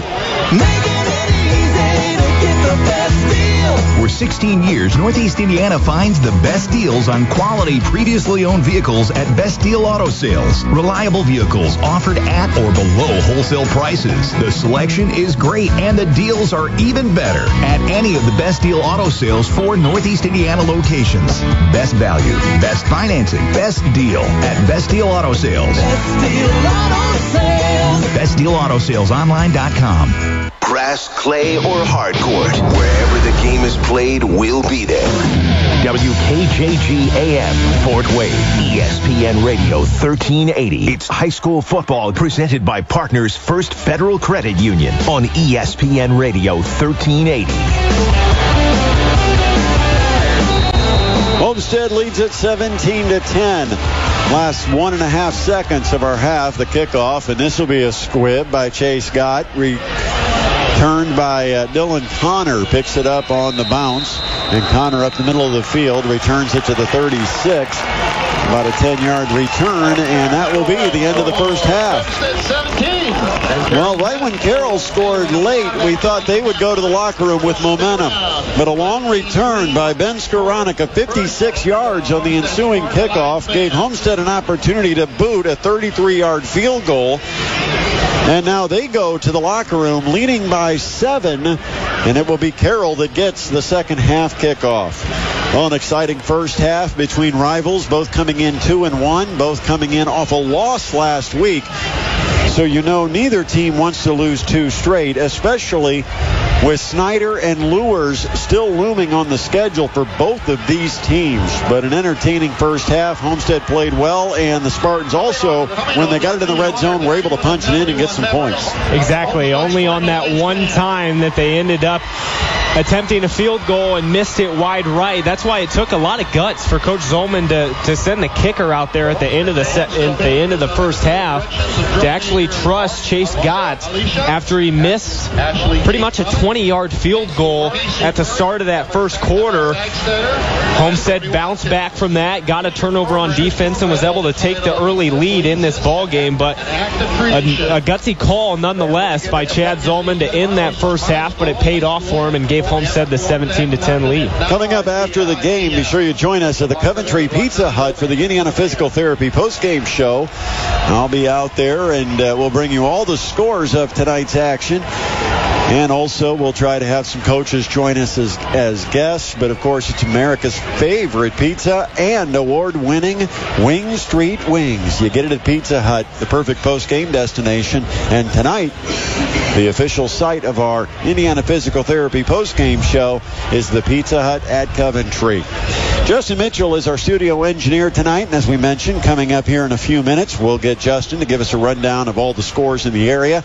I know one score that has been passed along to me has Snyder leading it over Concordia at halftime, 20-12. Cadets trying to pull the shocker and also do everybody in the SAC a favor and give Snyder the lone unbeaten after 3 weeks, perhaps their first loss. But Concordia scored early, had a 6-0 lead, and then Snyder reeled off 20 straight before the Cadets got a Peterson Curla-Grand touchdown to end the first half, and 20-12 is the score there. Snyder leading it over Concordia at halftime. Here at Homestead, the Homestead Spartan Alliance marching band taking the field, and it is quite a sight when you see the nearly 300 members of this band taking the field, putting up their props and getting ready to perform. It is homecoming here at Homestead tonight. Interesting, because usually you schedule Homestead for your homecoming against perhaps your weakest opponent. But you look at Homestead's schedule this year, they've got Snyder at home, Dwenger at home, they got Lures at home, nobody really to pick from, so you might as well do it against your biggest rival and try to fire up the crowd. But a good crowd actually has made it out here, and it started to rain right when we started the game, so some of the people arrived late. but the stands have filled in. The whiteout for the Homestead student section has packed that into the bleachers across the way. And, of course, it's always an exciting matchup when Homestead and Carroll get together. Exactly, and it's a big rivalry, and obviously the whole week leading up to it, that's all you hear about. And as a football player, you love it because you're just waiting for Friday classes today at Homestead. You just can't wait. And as a football player, you're not paying attention in classes because you can admit that now you're not a student anymore. Yeah, you're thinking about the game and thinking about what you need to do. I always watched film during class, and I was one of those guys that just whatever gave me the edge in that game that night during classes on Friday. You just can't focus because it's such an exciting feeling. It is halftime here at Dave Walters Stadium at Homestead High School, and the Spartans are leading it over the Carroll Chargers 17-10. We'll take our first halftime break, and when we come back, Corey Stace will be here to run down the scoring in this one in the first half. And still coming up, we'll check the scoreboard with Justin Mitchell back in the ESPN 1380 studios. I am Brett Rump along with Corey Stace, and our halftime score, Homestead 17, Carroll 10. This is the Partners First Federal Credit Union High School Football Game of the Week on ESPN Radio 1380. Indiana Physical Therapy is your choice in Northern Indiana. Just like filling a medication prescription from your doctor, you have the right to choose who provides your physical therapy. And IPT accepts all insurance coverage. IPT is open 7 a.m. to 7 p.m. and offers same-day appointments with 14 conveniently located clinics. Go to IndianaPT.com to find the clinic near you. Contact Indiana Physical Therapy to start your therapy today. Celebrating 27 years in business, Indiana Physical Therapy is your choice for physical therapy. Call 260-209-2464 or visit IndianaPT.com. This broadcast is brought to you by Partners First Credit Union. See them for mortgages, home equity loans, great rates on auto loans, and multiple options for your checking and savings accounts. At Partners First, they'll call you by name because you're not just a customer, you're a member. Visit partnersfirstcu.org for more information or stop in any of the local Partners First branch offices. Partners First Federal Credit Union, supporting the community as the presenting sponsor of high school football on ESPN 1380. Get ready. In the next 60 seconds, you're about to become armed and dangerous. What will be your weapon of choice? Questions. That's right, questions. Questions that expose and scare off predatory mortgage lenders. Questions like, is there a prepayment penalty or a balloon payment? Are taxes and insurance included in the loan payment? Are these all the costs? Am I eligible for a lower interest rate? Even now, predatory lenders are still on the hunt for new victims. So if you're about to refinance or are a first-time home buyer, come armed with questions and shop for your mortgage with confidence. Get more questions that protect at 866-222-FAIR. That's 866-222-3247 or go to questionsprotect.org. That's it. The minute's almost up. You're looking more lethal already.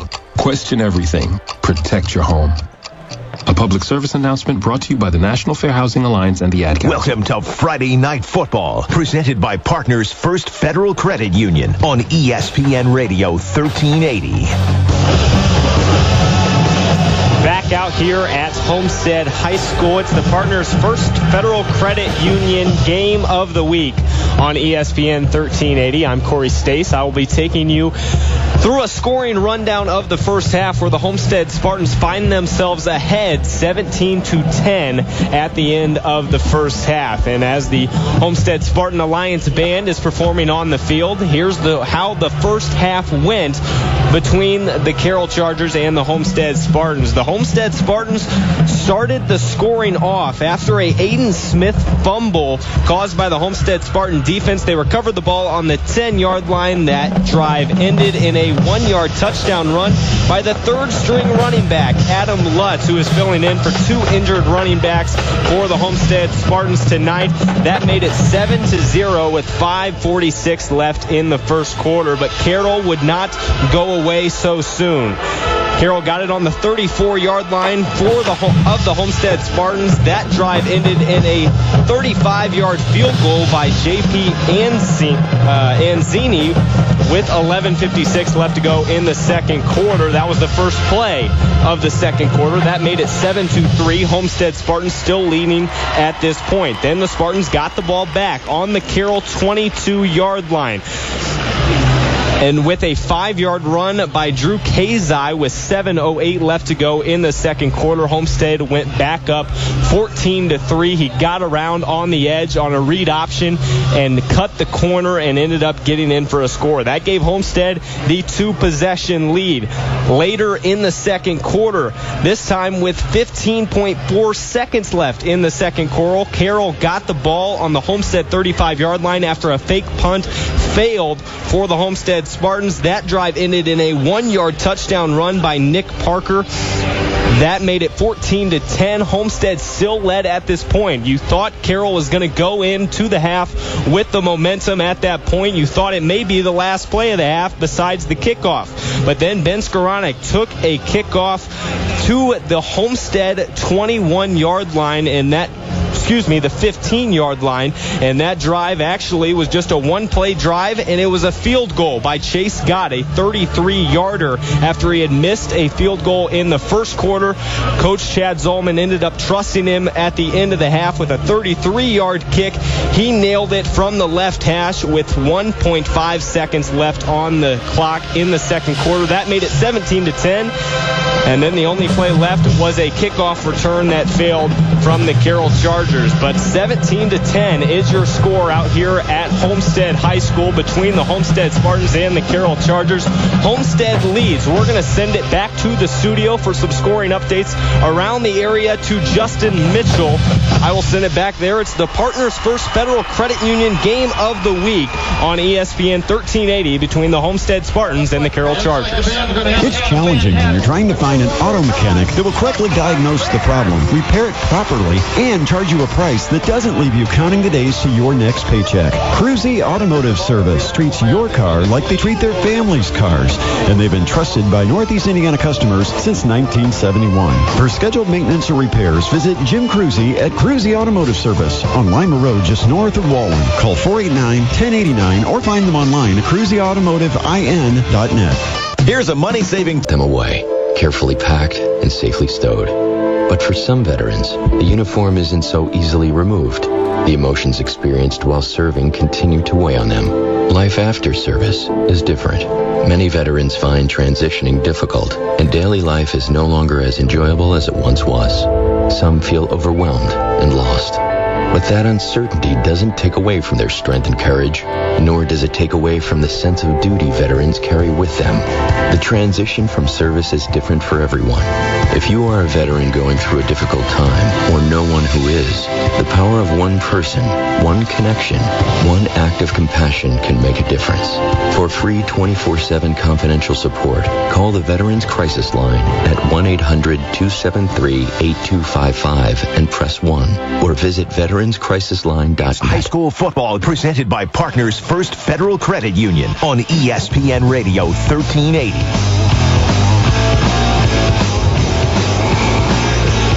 Hello, this is J.D. Hollywood, and we're going with other scores of the high school football games in the area. East Noble is 14, DeKalb 0. Oh, man, they're doing pretty good there. Lakeland 14, Garrett 7. We have East Side with 27, and Churubusco 14. Columbia City 13. Huntington North is 7, and that's it with Partners First Credit Union game of the week, and we're going back to Brett Rump after this. When you're looking for a new home, seek the counsel of a friend who knows the housing market better than a running back knows touchdowns. Lee Prescott and Northeastern Group Realty can provide valuable information that is important to your family, like a detailed summary of area schools, nearby amenities, and market analysis. Call or text Lee Prescott at 260-385-9883 and let him score the home you've always wanted. Lee Prescott and Northeastern Group Realty, changing the way Northeastern Indiana views real estate with real knowledge, proven experience, and professional quality service. Partners. This broadcast is brought to you by Partners First Credit Union. See them for mortgages, home equity loans, great rates on auto loans, and multiple options for your checking and savings accounts. At Partners First, they'll call you by name because you're not just a customer, you're a member. Visit partnersfirstcu.org for more information or stop in any of the local Partners First branch offices. Partners First Federal Credit Union, supporting the community as the presenting sponsor of high school football on ESPN 1380.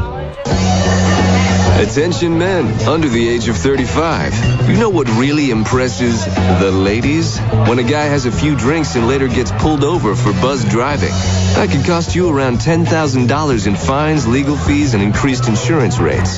There goes let's grab dinner and a movie. Oh, I know. You drive more carefully when you're buzzed. You've proven that hundreds of times. A woman admires that kind of confidence. And you've practiced how to speak if a cop does pull you over. Slowly, clearly, and politely like, "Good evening, officer." A woman admires that kind of foresight. And what woman doesn't find it adorable that you call it buzzed even though the law calls it drunk? You could kiss $10,000 goodbye, along with any chance of having a girlfriend. Because nothing says, "I'm a catch," more than a guy who lives in his parents' basement and calls it my place. Buzzed, busted, and broke. Because buzz driving is drunk driving. A message from the National Highway Traffic Safety Administration and the Ad Council. We're back to the field. Presented by Partners First Federal Credit Union on ESPN Radio 1380. And welcome back to Homestead High School. I am Brett Rump. It's another Friday night of high school football here on ESPN Radio 1380. And at halftime, the Spartans are leading it over their rival, the Carroll Chargers, 17-10. Corey Stace along my side back in the studio. Our studio engineer for tonight's broadcast is Justin Mitchell. Coming up later tonight, we'll be joined by someone. I don't even know who's doing the scoreboard tonight, but we'll have somebody out at the Coventry Pizza Hut giving us all the scores as we have the Indiana Physical Therapy postgame show up until 11 o'clock. And, of course, Pizza Hut at Coventry is the place to be after this game is over. Skies trying to break. They continue to try to open up and allow a little bit of sunlight through, but now that the sun's setting, it is pretty gray and dark out here at Homestead. We've had some rain off and on in the first half, a downpour right when the game started. Other than that, though, the rain really hasn't impacted any of the action tonight, and Homestead took advantage of an early turnover against Carroll to get the first touchdown on the board, and then it ended up being a 14-3 game before the Chargers scored to make it 14-10, and then Homestead a final field goal in the half's last 2 seconds, and it's 17-10 here at halftime. Checking that big game over at Northside, Dwenger leading Northside 19-7, and that Dwenger defense can really play well. And last week in the second half against the Homestead Spartans, they really shut down the Spartan offense after Homestead had gone up and down the field against Bishop Dwenger in the first half. The Northside Redskins scored 36 last week in beating Carroll. And tonight at home, they are held to 7 in the first half. Another score we've been following that has been intriguing tonight is the Snyder-Concordia game, but right now Snyder seems to have an answer offensively every time Concordia threatens, and Concordia drew to within 20-18 before Snyder scored with 9/10 of a second remaining in the first half and lead at 27-18. And I know, Corey, you've got some scores popping up on your phone. What do you got? Yeah, also Lures leads at Northrop 26-6 right now, so probably as you expected going into that game, Lures taking care of business. And as you mentioned, Snyder trying to get back up on top of Concordia as well. And Snyder has scored in the last two games 55 and 60 points. And, you look at this Summit Athletic Conference standings, and you've got a Snyder team that has averaged almost 55 points per game through their first 3 games. They're giving up 20 points a game. Only one team in the SAC that has been able to defensively allow less than 20 points a contest, and that's the Carroll Chargers, and they give up 17 here in the first half, which is pretty close to their season average per game. But it has been a lot of points being scored. I know that was the talk before we went into the season, that so many talented quarterbacks, so many talented skill players that it seemed like the type of year you were going to see shootouts. And even though Coach Tippmann at Snyder wanted to tell me that no, you don't want to go into games expecting them to be shootouts, but that's the reality. And tonight, Snyder's in a shootout against Concordia. They now lead at 27-18, and we believe that game has gone to the halftime locker room. Here, the teams are just about to return. It is homecoming here at Homestead, and so we had some halftime ceremonies that continue to take place over on the far sideline, which here at Homestead, we're on the east side of the stadium. The west side is in the main press box, and it's where the home fans sit. So we're on the back side of the official whenever he gives a call, so it's sometimes hard to see what kind of call he's making, but also I believe the homecoming court or whatever is happening on that far sideline, we can't really see it because they're all the way across the track from us. But the halftime ceremonies continue here at Homestead, where the Spartans lead at 17-10. The second half will begin with the Carroll Chargers getting the football, and we'll see what they can do with it. Aiden Smith, Chargers quarterback, We'll start the Chargers offense here in the second half once we get this one underway. And it'd be very interesting. We know Chad Zolman has got a little gamble in him. We saw it late in the first half when he decided to fake a punt from around his own 35, 40-yard line. That backfired. Carroll got the ball, went down, and eventually scored. But do you dare try the second half kickoff? Do you dare try to do something tricky, maybe onside kick on the opening kickoff of the second half? Because Carroll's expecting the football, and they're expecting it in a game where they're down by 7. Do you take that chance? You could dictate the momentum for the entire second half if you could pull it off. You could. I don't think you do. I think you go in and your defense has performed well when they've been given the right field position. Obviously, Carroll, the only touchdown they've scored was when they got the ball on their own 35-yard line. So if you can get a kickoff on the Carroll side of the field and maybe pin them at the 30-yard line, 25-yard line where they have to drive 75, 70 yards, I think that would be the best possible situation with the way the Homestead defense has been playing.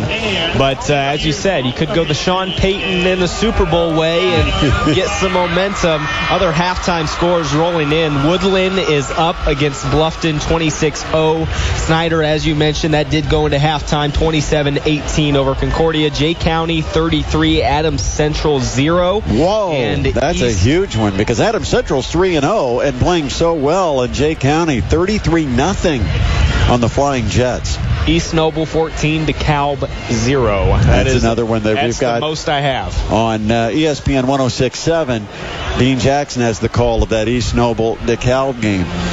Well, it is halftime here, 17-10 our score. Homestead leading it over the Carroll Chargers. Next week, we'll be out at Swiller Stadium. We'll see the Carroll Chargers taking on the Snyder Panthers in the Doug Dinan Bowl. Of course, Doug Dinan, a longtime assistant at Snyder under Coach Russ Isaacs, and he moved over and kind of turned this Carroll program around, and now that'll be an interesting matchup each year with the history that those two have. And then also the week after that, we'll be right back here at Homestead because Snyder, after playing Carroll next week, will have Homestead 2 weeks from now. So we're really right in a kind of a round robin between Carroll, Homestead, and Snyder, and a lot will be sorted out once we get through these next couple of weeks. We're going to take a break. We'll come back. Our third quarter action is going to be on the other side. Again, our halftime score has the Homestead Spartans leading it here at home 17-10 over the Carroll Chargers. This is the Partners First Federal Credit Union High School Football Game of the Week on ESPN Radio 1380. And now your Crumpac Chevrolet starting lineup. Silverado, the benchmark of full-size pickups. Stronger, smarter, and more capable than ever. Impala, delivering refinement and efficiency in a full-size sedan for 50 years. Crumpac helps you get the most out of every gallon with the groundbreaking Cruise Eco, delivering 42 miles per gallon. The starting lineup from Crumpac Chevrolet. 930 East in New Haven, celebrating 44 years of helping the Fort Wayne area find new roads. Online at CrumpacChevy.com. Before or after After the game or anytime, Pizza Hut invites you to come in and enjoy a large, hot-from-the-oven pizza with your choice of crust and toppings beginning at $11. Or have you tried Pizza Hut's award-winning Wing Street Wings? Available in 3 styles and 8 great flavors from mild to hot, Wing Street Wings are crowd pleasers. Want exclusive deals and savings? Become a Hut lover by signing up at pizzahut.com. With dine-in, carry-out, or delivery, order America's favorite pizza and award-winning Wing Street Wings at Pizza Hut. The perfect post-game destination is your convenient hometown Pizza Hut. Why is Connor having trouble focusing in school? Having trouble finding Connor's middle school? Would you like directions? No, why is Connor having trouble focusing in school? Finding lowest airfare to Istanbul. No, I'm tired of fighting with him over homework. Home walk, restaurant, need a review? No, I need help. He's very smart, but his mind wanders. He's disorganized. I think I understand. Oh, good. Finding best potatoes for French fries. No! Russet, fingerling, Yukon Gold. Why don't you understand me? Sorry, I was trying to show how Connor feels every day. Frustrating, isn't it? Redirecting to understood.org. For the 1 in 5 kids with learning and attention issues, this is what life can feel like. Explore understood.org, a free online resource about learning and attention issues, designed to help your child thrive in school and in life. Understood.org, because understanding is everything. Brought to you by understood.org and the Ad Council. Let's send it back to the field. Presented by Partners First Federal Credit Union on ESPN Radio 1380. Ready to get this second half underway at Dave Walters Stadium at Homestead High School, and the Spartans lead it over the Carroll Chargers 17-10. Homestead will do the kicking here in the third quarter. To kick it off, it'll be Chase Gott. He'll be kicking from the south to the north. No wind really to speak of. Maybe a little bit of a breeze that actually is coming out of the north now. So Gott will be kicking into any kind of breeze that we've got. The Chargers will be returning it back deep. To return for the Chargers, it looks like Blake Schumacher lines up at his own 5. Here is the kick, and we're underway in the second half. Line drive, Schumacher bobbles it at the 10, reaches down, picks it up. Now he comes up the middle of the field, dances his way across the 20, and then he's piled up near the 24-yard line. A 14-yard return for Blake Schumacher, and the Chargers start 1st and 10 from their own 24-yard line. As you said, fumbled that pickup a little bit, and you thought for a second that he was playing with it for a good 2 or 3 seconds, that you thought that, I don't know, maybe he had some slippery hands and Homestead was going to be able to get down there in time. Aiden Smith, the Chargers senior quarterback from the left hash, gets under center with an I formation. Totally different look for the Carroll Chargers, and they'll give to the tailback following the right side of the line for a short gain to the 26. 2 yards, but a totally different look by the Carroll Chargers. It's like a different team came out. Nick Novotny with the carry. It's a big halftime adjustment. As they actually overload the line to the right side, and they'll give to Novotny on a stretch play to the right side. He breaks away from a tackler at the line of scrimmage and takes it across the 35 for first down yardage. I guess they're coming out this second half and just saying that they're going to pound it down the Homestead Spartans' throats, and I don't think Homestead was expecting this big of a dramatic second half adjustment, so they don't look ready for it here in this first possession. And look at the unbalanced line as they overload the right side, which is the short side, and then they'll go into motion, and it's a sweep left. Here comes Anzavino, and he's wrapped up. A great defensive play by Terrell, chasing down Anzavino from behind in the backfield and wrapping him up at the 32 for a loss of 3 yards. As you said, it was just a great play, athletic play by the inside linebacker Hunter Terrell. Chased him down from behind, had enough speed to catch up to him. Now they spread the formation with trip receivers to the right. Smith drops, quick throw, right side, deflected, but it gets into the hands of the receiver. That is Jordan Schmeling who makes the catch and spins his way out to the 41. That is a defender's dream. It went right to Carson Cox, and the outside linebacker just a little shaky on the hands, maybe a little rusty. He hasn't been running wide receiver routes, obviously, in practice. Right through his hands, and somehow Carroll comes up with it. 3rd down 4 from their own 41 for the Chargers.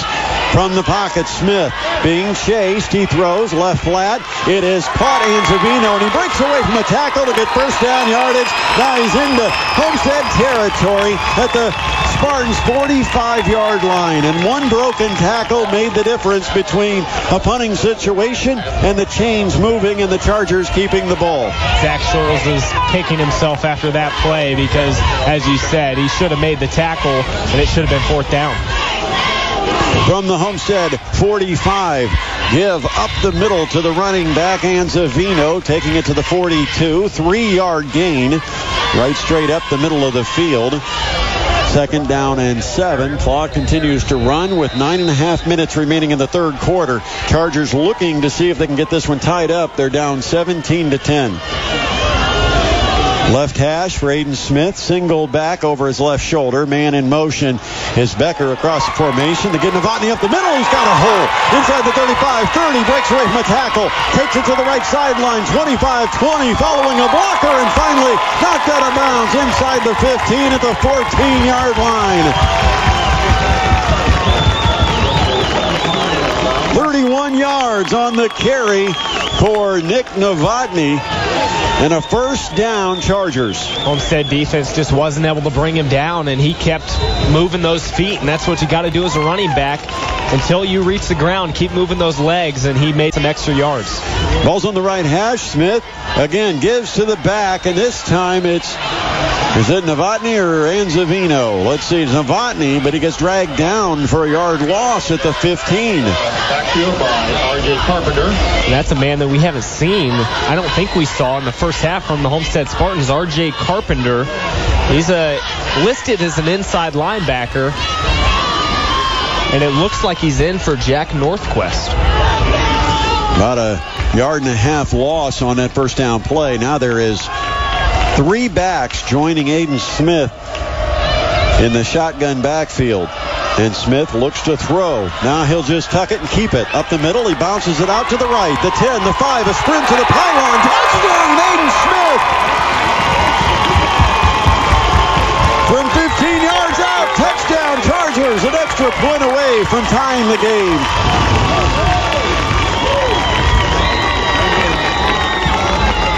Here's a situation that Aiden Smith scrambles out to the right side, and you have a corner that's a first-year football player. Hasn't played football since his middle school year in Taj Curry. And I talked to the radio announcer for the Homestead Spartans before the game, and he said he's a premier athlete, but the instincts aren't there, and that's a situation where those football instincts may have helped him make the tackle on Aiden Smith in that situation. He didn't take the right angle. J.P. Anzini boots the extra point through to tie the game 17 apiece with 8:24 remaining in the third quarter. Another scoring drive from Best Deal Auto Sales. Remember, if you want to score on your next drive, you've got to do that by choosing your car, truck, or SUV from any of the Best Deal Auto Sales locations. Best value, best financing, best deal at Best Deal Auto Sales.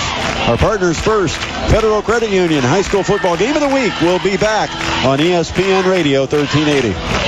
When the time comes to choose a physical therapist, choose Mallers and Swoberland. After surgery, a sports-related injury, an accident, or for the rehabilitation from a medical condition. If you need physical therapy, tell your doctor your choice is Mallers and Swoberland. They address the problem, not just the symptoms. From issues like neck and back pain to workers' comp, they fully understand the importance of a proper recovery and rehabilitation of sports-related injuries. Mallers and Swoberland Orthopedic Physical Therapy. Your choice for results. Get more info by visiting msoptherapy.com.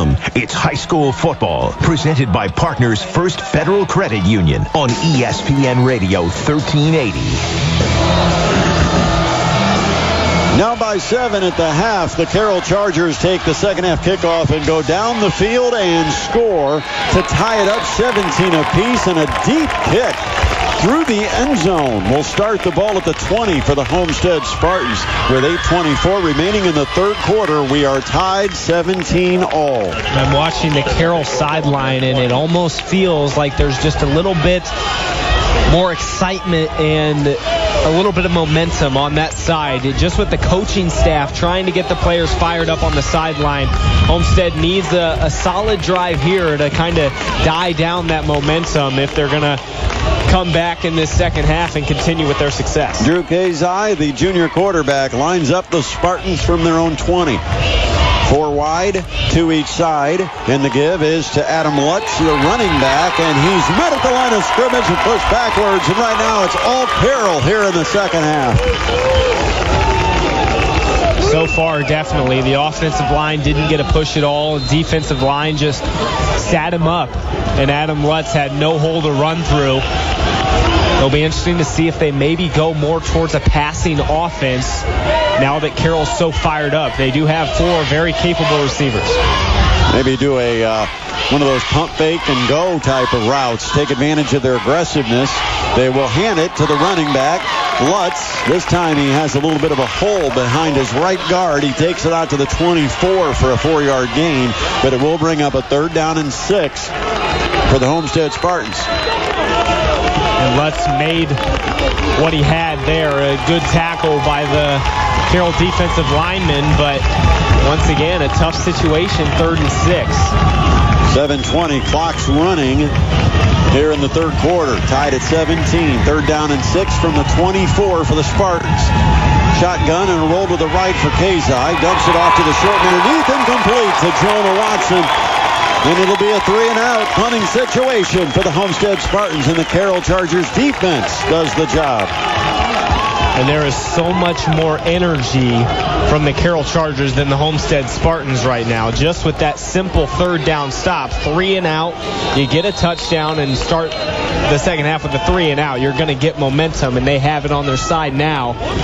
They're going to get good field position, too, because the return man standing his own 49 waiting for this kick from Drew Kazai, the Spartans quarterback and punter. The snap and the kick is away. Pressure, and it's a short kick. And again, off to the right side, but a big Spartan bounce will let it roll from the Homestead 40 into Carroll territory at around the 48-yard line. So the Spartans do catch a break on a big bounce, a favorable bounce on that punt by Drew Kazai. It ends up being about a 28-yard kick, no return, and the ball sitting at the 48 of Carroll, where the Chargers start this drive, 1st and 10. Both of the bad punts by Drew Kazai tonight have been a result of some shaky snaps by the long snapper. They haven't gotten back to him quick enough, and the Carroll punt blocking team just gets back there in no time, and he has to fire one off as fast as he can. Hayden Smith lines up in the shotgun. They got a man across the formation in motion, and he'll get it on the jet sweep left to right. It is Becker, and he can't turn the edge on the far side and goes down for a loss back at the 45, and it's a chance for the Homestead faithful to cheer. And Matt Anderson, I think the safety, came up in run support, and that's a terrific play for a safety to come all the way up and take down Becker for a loss. Matt Anderson may be the best talent on this defense, and he showed it on that play. He shot up, and usually you're expecting the safety to meet him about the two-yard gain. He met him in the backfield. So it's 2nd down and 12, almost 2nd and 13 back at their own 45-yard line. Smith, the shotgun, gives to a tailback, and he's met before he even gets to the line of scrimmage, and he may have actually been able to push forward. That's Anzavino. No gain at the 45. It will be 3rd down and 13 for the Carroll Chargers, and the Spartans defense stepping up. Now can they get the 3rd down stop? Chargers quickly line up. 3rd and 13. Drop in the pocket. Smith lobs the little screen to the left side. It's caught. Novotny. Midfield. Novotny into Spartan territory. Dragged down at the 44. He'll be a couple of yards shy of the 1st down. A nice play, but Novotny didn't quite get the distance he needed, and quickly Doug Dinan sends the punting unit out. I'm really surprised by this, especially when you have the momentum in the second half so far. Don't be surprised if it's going to be a fake, because this is even a situation where NFL teams will go for it. Close to the 40-yard line, 4th and 2, 3. Ball's at the 44 of Homestead. Chargers line up in a punt formation, facing 4th and 3. And they will kick it away. Jack Shannon, the punter, boots it high in the air. Fair catch signaled, and then the ball will bounce inside the 10 and go into the end zone. A touchback. Spartans start at the 20. And that'll go as a 44-yard punt. with no return for, it's a touchback, so it'll come back to the 20 for Shannon. Shannon on the year has averaged almost 40 yards a punt, and we saw what he can do in kickoffs when he drove that last kick all the way into the end zone. And that's a surprising situation for me. I think that it almost sucks the momentum out a little bit from Carroll, so maybe this is the time for Homestead to pounce. I know Doug Dinan likes to trust the defense. Here's play action. Roll right for Kazai. Another throw off the hands of the receiver, trying to get Lutz out of the backfield. Short as the underneath man, and it goes off Lutz's hands, incomplete. And that's not a guy that Drew Kazai can really rely on. Adam Lutz, just a third-string running back coming out of the backfield. And I know him personally, and he's more of a downhill, powerful back. He's not the guy to come out and give you catches out of the backfield. 4 minutes, 55 seconds remaining in our third quarter. We're tied at 17. 2nd and 10, Homestead from the 20. And it will be the give to Lutz. Right up the middle. He's met at the line of scrimmage. Short gain out to the 21, maybe the 22, but it will be a 3rd and long for the Spartans.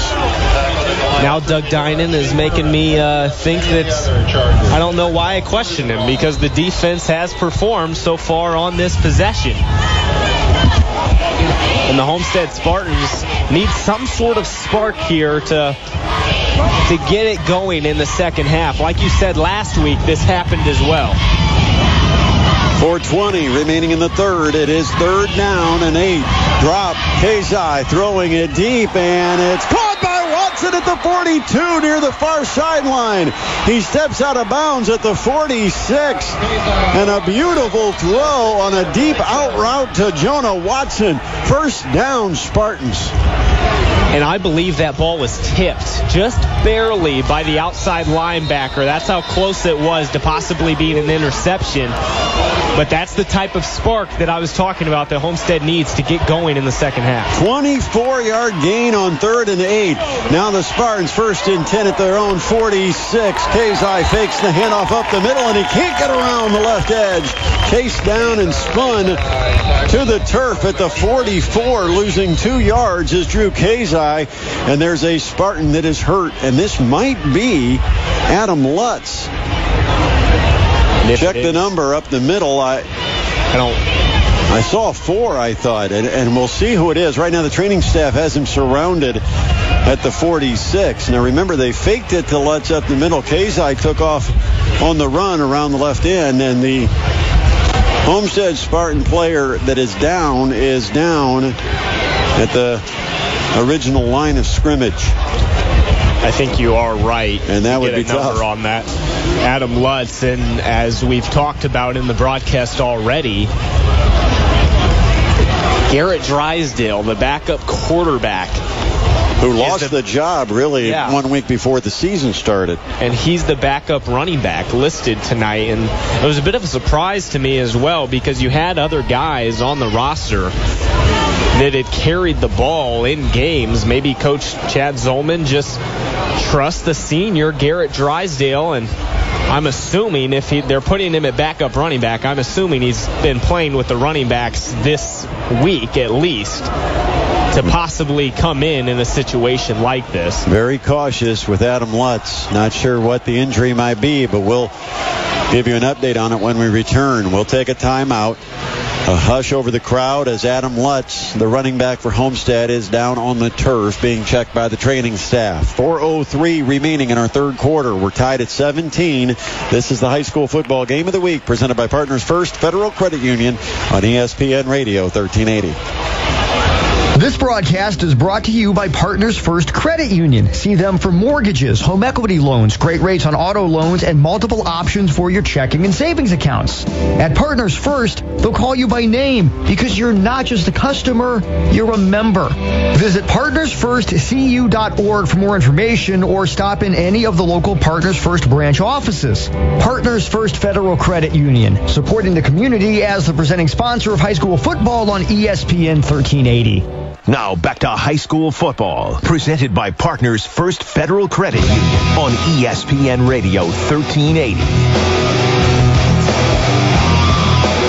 Training staff continues to work on Adam Lutz, who lays at the 46-yard line. The Homestead Spartans, third-string running back coming into what you would consider last week's game. And injuries to the first and second stringer in the past week left Adam Lutz with the start tonight for the Homestead Spartans. But right now he's on the turf. And as we mentioned going into break, the fourth-string running back, or the next in line, next man up for Homestead, would be the backup quarterback on the depth chart.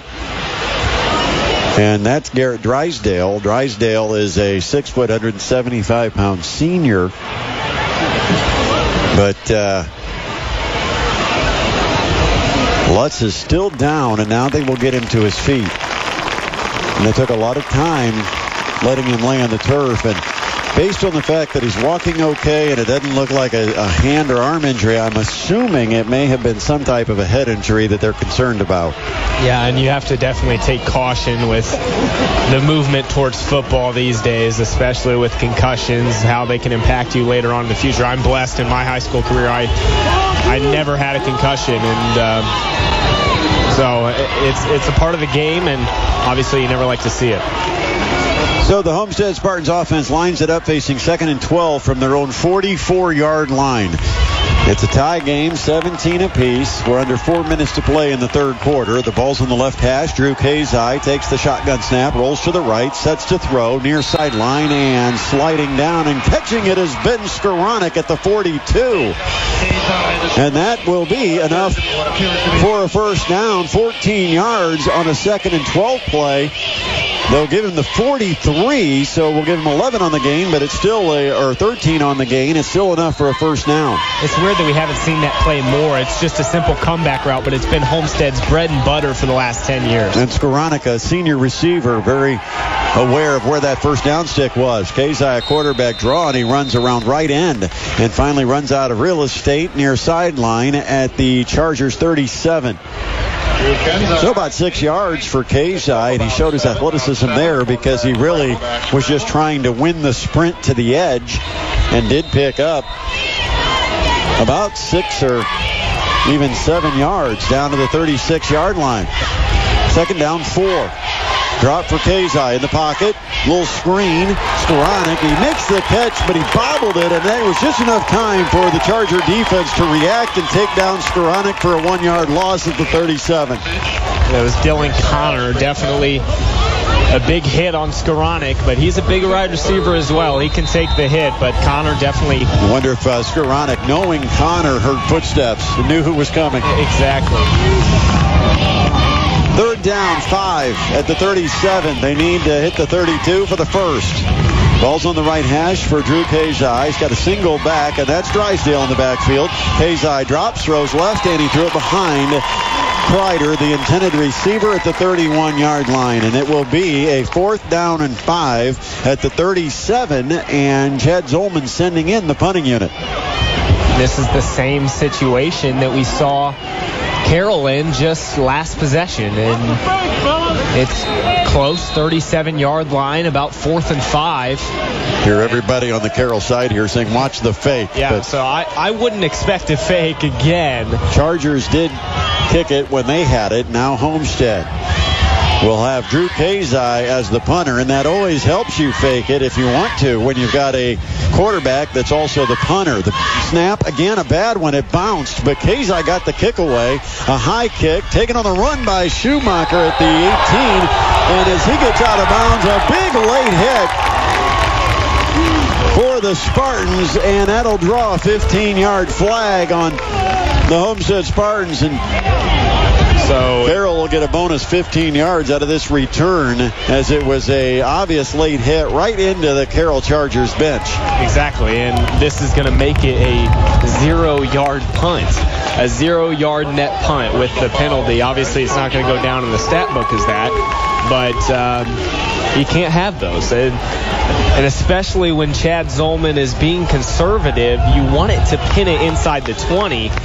If you're going to punt it from the 37-yard line, you need to get it down and have Carroll have some tough field position. But now they're going to get the ball at the 37-yard line, just where they would have gotten it if it would have been a failed fourth down conversion. And, not to be undervalued there is Blake Schumacher making that running attempt and catching it on the fly, because if that ball bounces, that roll goes down inside the 10, the 5, a chance to down it. Schumacher made a gambling catch and had a good one. Here's a run by Smith, and he breaks away from a couple of tacklers, and he's into Spartan territory. Inside the 40, the 30, and then he dragged down at about the 25, and a late flag comes in, and could even have a face mask penalty added on top. Hayden Smith, long run. And it looks like it may be against Carroll as they're backing up. Yeah, 39 yards on the run for Hayden Smith. And if this is a spot foul, and it is, it's a hold, but the flag lays at the Homestead 30, so it's plenty for a first down.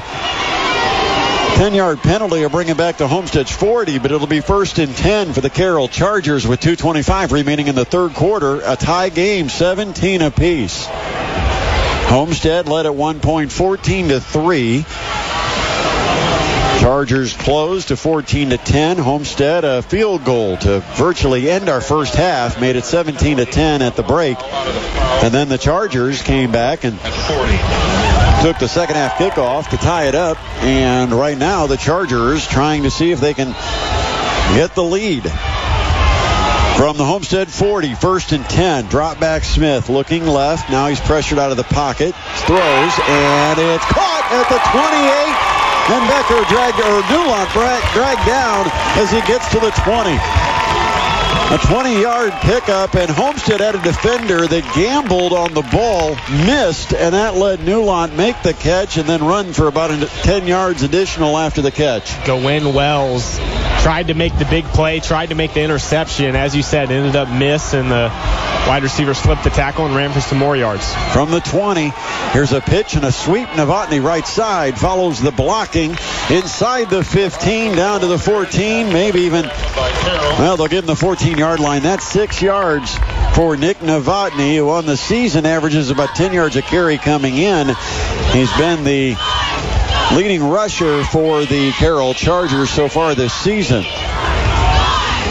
2nd down 4 from the 14. Trip receivers, wide side left.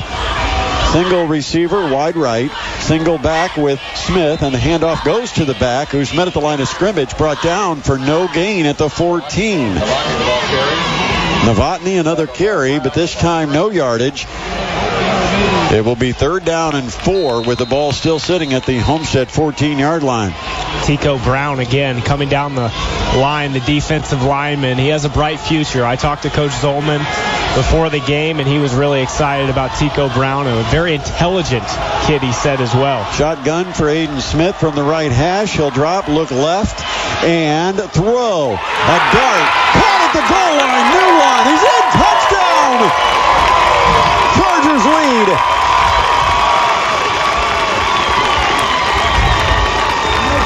(23-17) with 53 seconds left to go in the third quarter. And Hayden Smith showed his college arm, his D1 arm that time. He threw a bullet to Newland right on target at the goal line, and the official said that the ball crossed the plane. Touchdown Chargers. Now it's to add on the extra point. J.P. Anzini. The set and the kick is up, and it is good. Chargers lead at 24-17. Another scoring drive presented by Best Deal Auto Sales. If you want to score on your next drive, choose a car, truck, or SUV from any of the Best Deal Auto Sales locations. Best value, best financing, best deal at Best Deal Auto Sales. It's the Partners First Federal Credit Union High School Football Game of the Week on ESPN Radio 1380. For 16 years, Northeast Indiana finds the best deals on quality previously owned vehicles at Best Deal Auto Sales. Reliable vehicles offered at or below wholesale prices. The selection is great and the deals are even better at any of the Best Deal Auto Sales 4 Northeast Indiana locations. Best value, best financing, best deal at Best Deal Auto Sales. BestDealAutoSalesOnline.com. Welcome to Friday Night Football, presented by Partners First Federal Credit Union on ESPN Radio 1380. Video engineer tonight, along with Corey Stace. I am Brett Rump. Glad you're joining us for high school football each and every week here on ESPN 1380. Be sure to follow us on Twitter. I am at Brett Rump Sports on Twitter. Love to have a follow. And, of course, if you'd like to text us your scores tonight, text them to 46862. Put HS in the front of your message. Here's the kick by the Chargers. And it's Ben Skoranek going back into the end zone. It'll be a touchback. Another deep kick by Jack Shannon for the Carroll Chargers, and it will give Homestead the ball at their own 20, 1st and 10. Going back to that touchdown for Carroll. Smith to Luland. I didn't get a number on the defensive back for the Homestead Spartans, but he was just playing too far off, and Smith was eyeing Luland up from the very beginning, and he didn't break on the ball quick enough, and the most he could do is just try to tackle him at the 1-yard line after he got the catch. Kazai fakes the jet sweep, now runs behind the right side of the line out to the 25. Nice carry for Drew Kazai, 5 yards. It'll be 2nd down and 5. Spartans ball. They now trail. How will they respond? Drew Kazai is limping a little bit after that play, and that's the last thing you need if you're the Homestead Spartans. You're already on your 4th string running back. You don't need Garrett Drysdale, your 4th string running back, to come in at backup quarterback and somehow find a 5th string running back. This will probably be the last play of our third quarter. Clock's down to 13. 2nd down, 5. Spartans from the 25, and a late whistle, and have to take a timeout because the play clock was winding down. So a timeout's called with 8.9 seconds remaining in our third quarter. The Spartans trailing now 24-19 to the Carroll Chargers. Carroll has scored 21 of the last 24 points scored in the game. So you'd have to consider that the Chargers have momentum, but this game seems to be a little different than the game we saw last week, and that I think Homestead is still carrying a stature that they believe they can come back from this deficit, where last week, once Dwenger took the lead, you saw Homestead almost wilt and go away. Yeah, Homestead definitely in a rivalry game. They're not going to just lay over, especially only down 7. And they know that a good offensive possession here, possibly going down and scoring, can tie the game up, and that put the possession on, or that put the momentum on Homestead's side. So I definitely don't expect Homestead to roll over, but you have to think if Carroll gets a stop on defense here, it's going to be hard for Homestead to come back. Carroll has won the last 4 games in this series all over the last couple of years by a combined 141-47. Here's a handoff on a little counter play up the middle. And it is Drysdale who takes it to the 26, maybe the 27. So it'll bring up a 3rd down and 3, but that is the end of quarter number 3, with the Carroll Chargers now leading it, heading to the 4th, 24-17. You're listening to high school football, presented by Partners First Federal Credit Union on ESPN Radio 1380. This broadcast is brought to you by Partners First Credit Union. See them for mortgages, home equity loans, great rates on auto loans, and multiple options for your checking and savings accounts. At Partners First, they'll call you by name because you're not just a customer, you're a member. Visit partnersfirstcu.org for more information, or stop in any of the local Partners First branch offices. Partners First Federal Credit Union, supporting the community as the presenting sponsor of high school football on ESPN 1380. And now, your Crumpac Chevrolet starting lineup. Silverado, the benchmark of full-size pickups. Stronger, smarter, and more capable capable than ever. Impala, delivering refinement and efficiency in a full-size sedan for 50 years. Crumback helps you get the most out of every gallon with the groundbreaking Cruise Eco, delivering 42 miles per gallon. The starting lineup from Crumback Chevrolet. 930 East in New Haven, celebrating 44 years of helping the Fort Wayne area find new roads. Online at CrumbackChevy.com. It's high school football presented by Partners First Federal Credit Union on ESPN Radio 1380.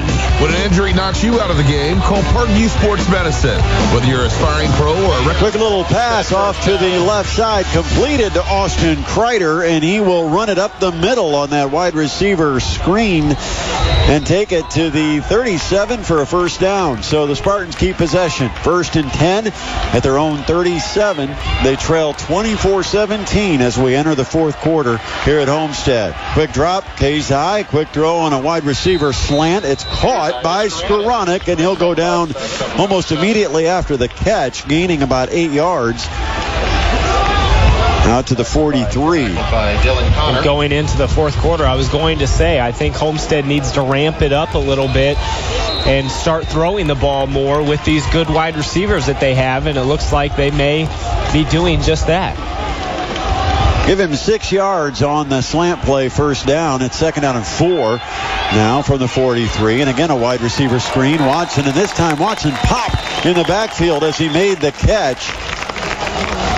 And he will go down for a loss back at the 42. So Homestead now will face another 3rd down and almost 5 from their own 42-yard line. At this point in the game, the Carroll linebackers know what's coming when there's just an all-out blitz towards Drew Kazai, and they know it's a screen, and so they read that perfectly and stopped Jonah Watson for a loss. 4 wide, and Kazai from the pocket throws quick to Kreider from the wide receiver slant, and that is incomplete, but a late flag, and it's the back judge who I think is going to rule a hit from behind on a defenseless receiver, and Carroll can't believe the call. Doug Dinan can't believe the call, and the closest official wasn't the one who threw the flag against Jack Givens, the Chargers corner.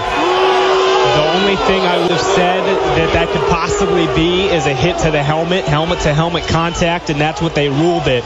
But and you wonder how much influence having a player that's gone out with a head injury, that he spent about 3 minutes on the ground, how much the officials now might be looking for that type of thing. But it's a big march off against the Chargers, and the Carroll faithful not happy about the call. And let's be honest, I don't want to call out Givens because he did not take a direct charge to the back of Kreider. He came up to make the play, and he bent down in a position to make a hit.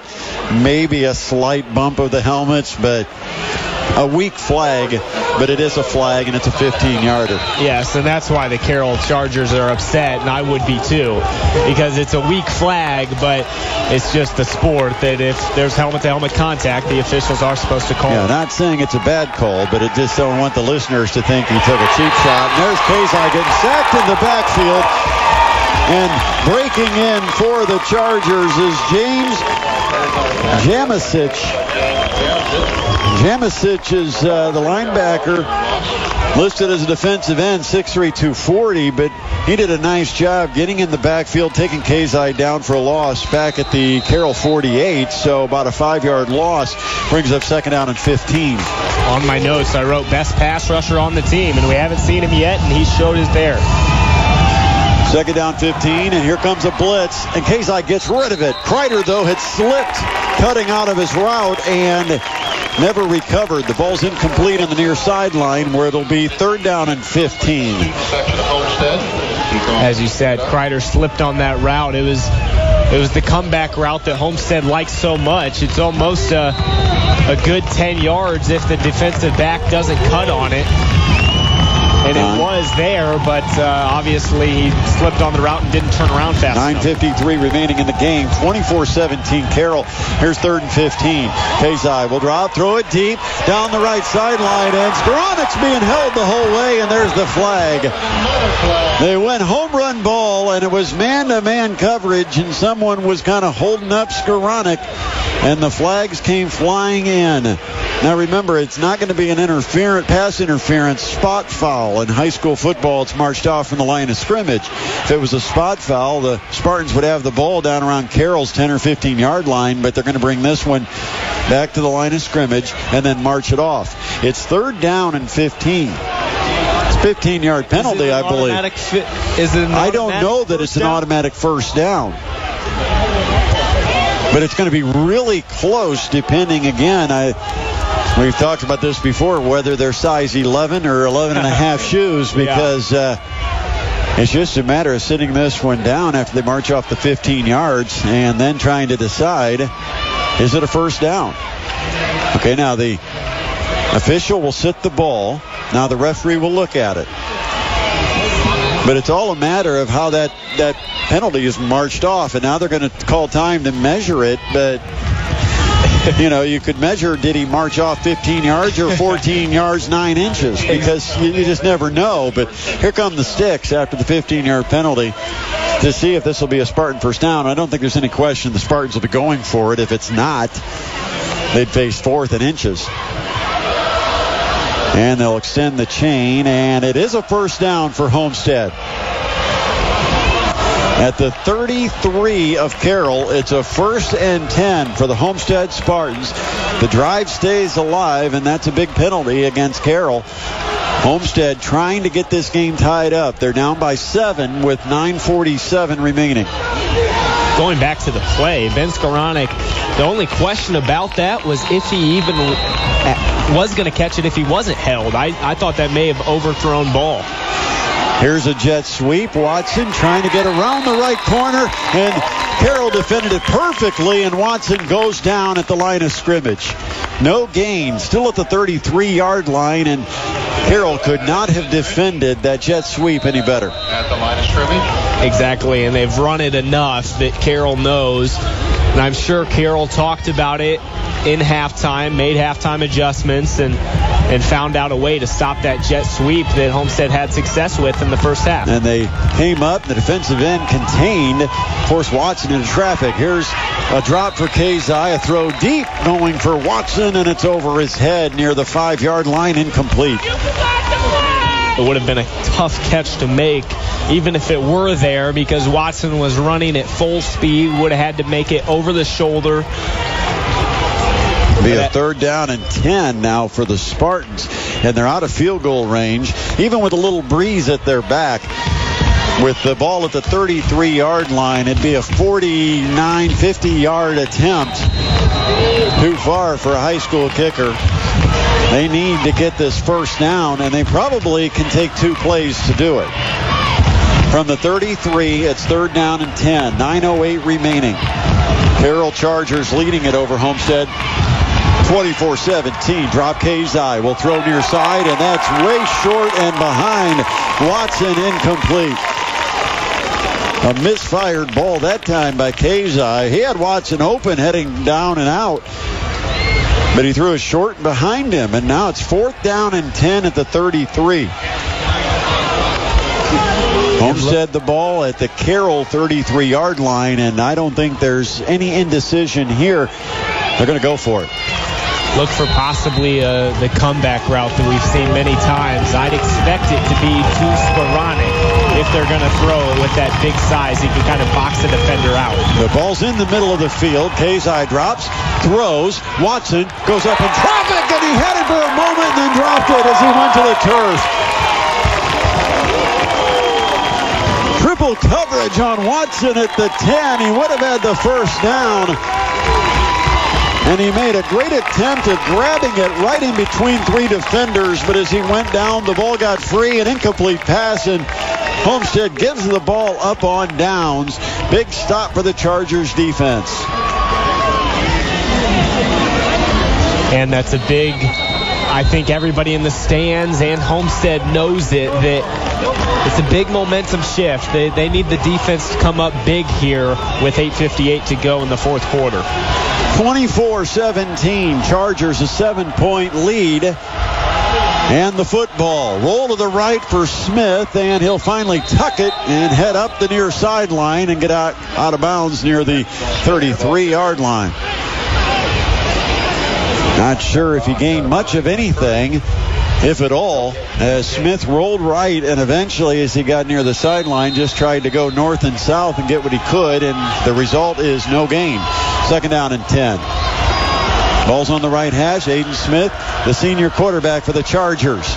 He will give to Novotny, taking it left side, picking a hole off tackle, and pounding it out to the 40-yard line for a 7-yard gain. Good blocking on that left side by the horses up front for the Carroll Chargers. 3rd and about 3. Great blocking, and they continued the blocking all the way until about 5 yards down the field. Then it was Novotny who made the other 2 or 3 yards happen, but big 3rd down in this situation. 8:19 and the clock runs. See how much time the Chargers can burn here.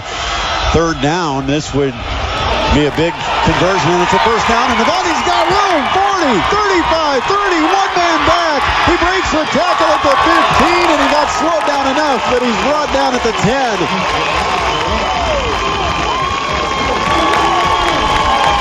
Off the right side of the line, Nick Novotny takes it all the way inside the Spartans 10, where it's 1st and goal for Carroll. A huge hole, and no one touched him through the hole either, and it was just a big gain, and as you said, just slowed down enough at about the 25-yard line that he ended up getting tackled at the 10, but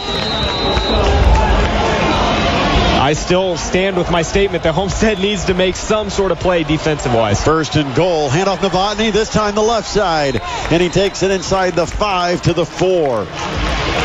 Novotny picks up. They'll mark him right at the 5. Say his knee went down, so it will be a 2nd and goal at the 5-yard line with 7:40 remaining in the game, and the Chargers trying to go up 2 scores. They lead at 24-17. Aiden Smith will tuck under center in I formation with a wing to the right, and they'll give to the tailback Novotny. Following the right side, he spins inside the 3, close to the 1. Watch for Dylan Connor to possibly come in this situation. They'd like to give it to Connor in short yardage. Connor's carried 3 times this year offensively. Twice he scored. And I think all 3 carries were from inside the 2-yard line.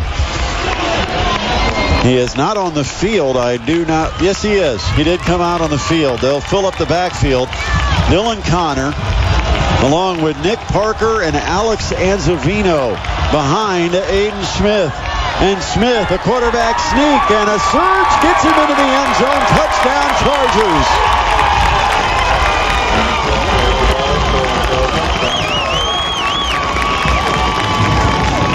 Doug Dinan with 2 hands in fists raised up in the touchdown formation. He's happy about that one. He knows that's a huge score because they're up now 30-17. A chance to make it a 14-point lead with 6:42 left.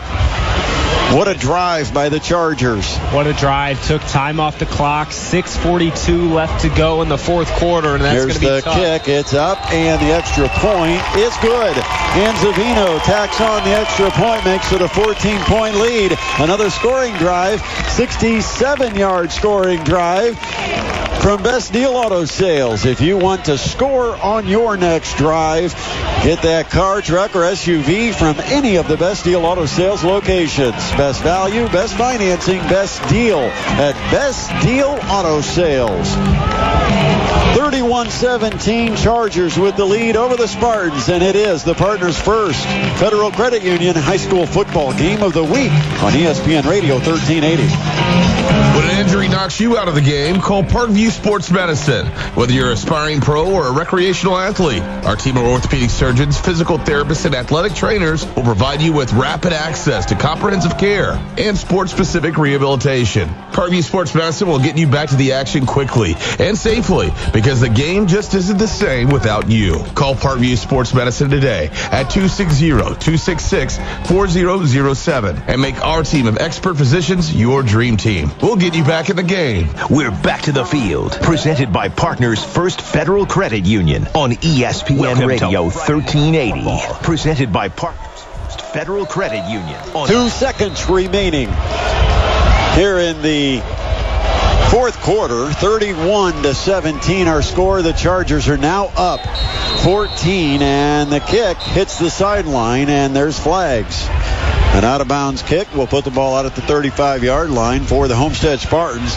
now trailing by 14 points, and the Chargers have scored 28 of the last 31 points in this game. Yeah, it's just been a momentum shift since the start of the game for the Carroll Chargers, and Homestead in the right here right now need to go to the passing game no matter what. I don't think you go run at all. We haven't seen Garrett Drysdale even have a carry since he's been in, and I think that continues because with 6:42 to go, you have to score, and you have to score fast. Homestead has 2 timeouts, 6 minutes 42 seconds to work with, down by 14. Kazai on the quick slant. The ball's caught and taken across the 45 to the 47 by Ben Skowronek.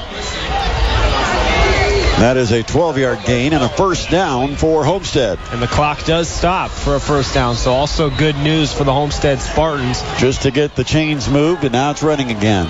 Down to 6.5, 6:29, 6:28 as the snap goes to Kazai. He'll give it, and this time Drysdale has a carry, taking it wide around the right end and picking up about 7 yards, maybe even 8 yards. Where'd they put him out of bounds? At the 45 of Carroll, and there's a flag on the play. The flag? That's an 8-yard gain, and now we have to sort out the flag.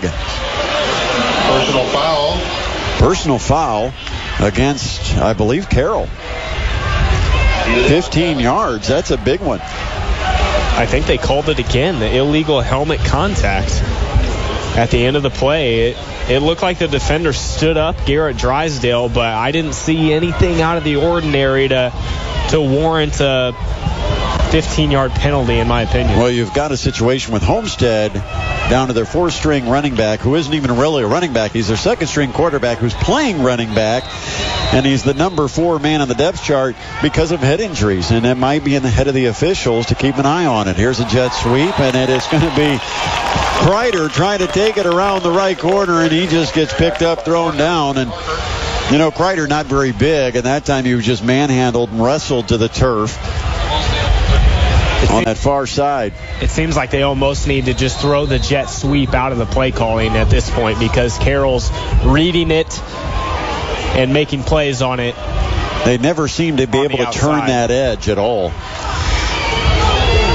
And that's the whole key to the jet sweep, is to try to beat the defender to the corner and turn the edge. But they fake it this time. Then it'll be Kazai keeping it up the middle. It dives inside the 25 to the 24. So that'll be 6 yards up the middle for Kazai. The clock runs at 5.5. Fourth quarter, 31-17. It's Carroll the lead over Homestead. Spartans the ball. Facing third down, we'll call it 5, with the ball just tucked inside the Chargers' 25-yard line. Kazai gets a signal for the play, taking a long time. Play clock down to 2, down to 1, and they didn't get it off, but the official didn't see it. Kazai takes it on himself inside the 25 to about the 24, but it will be a fourth down. And the play clock was at 0 before the snap, but the official obviously didn't notice it. And maybe Homestead wishes that they noticed it too, maybe. On that 1-yard run that leaves them in a fourth down situation. 4 minutes, 43 seconds remaining in the game. The clock's going to be started, and it continues to run with Homestead down 2 touchdowns. 4th down and 4, and they'll go for it. They need to get the 20. A drop for Kazai, roll to the right, throw to the right, and it is caught by Skowronek at the 19. There's a big receiver who went to the first down marker and then turned around, and Kazai threw it right in his gut.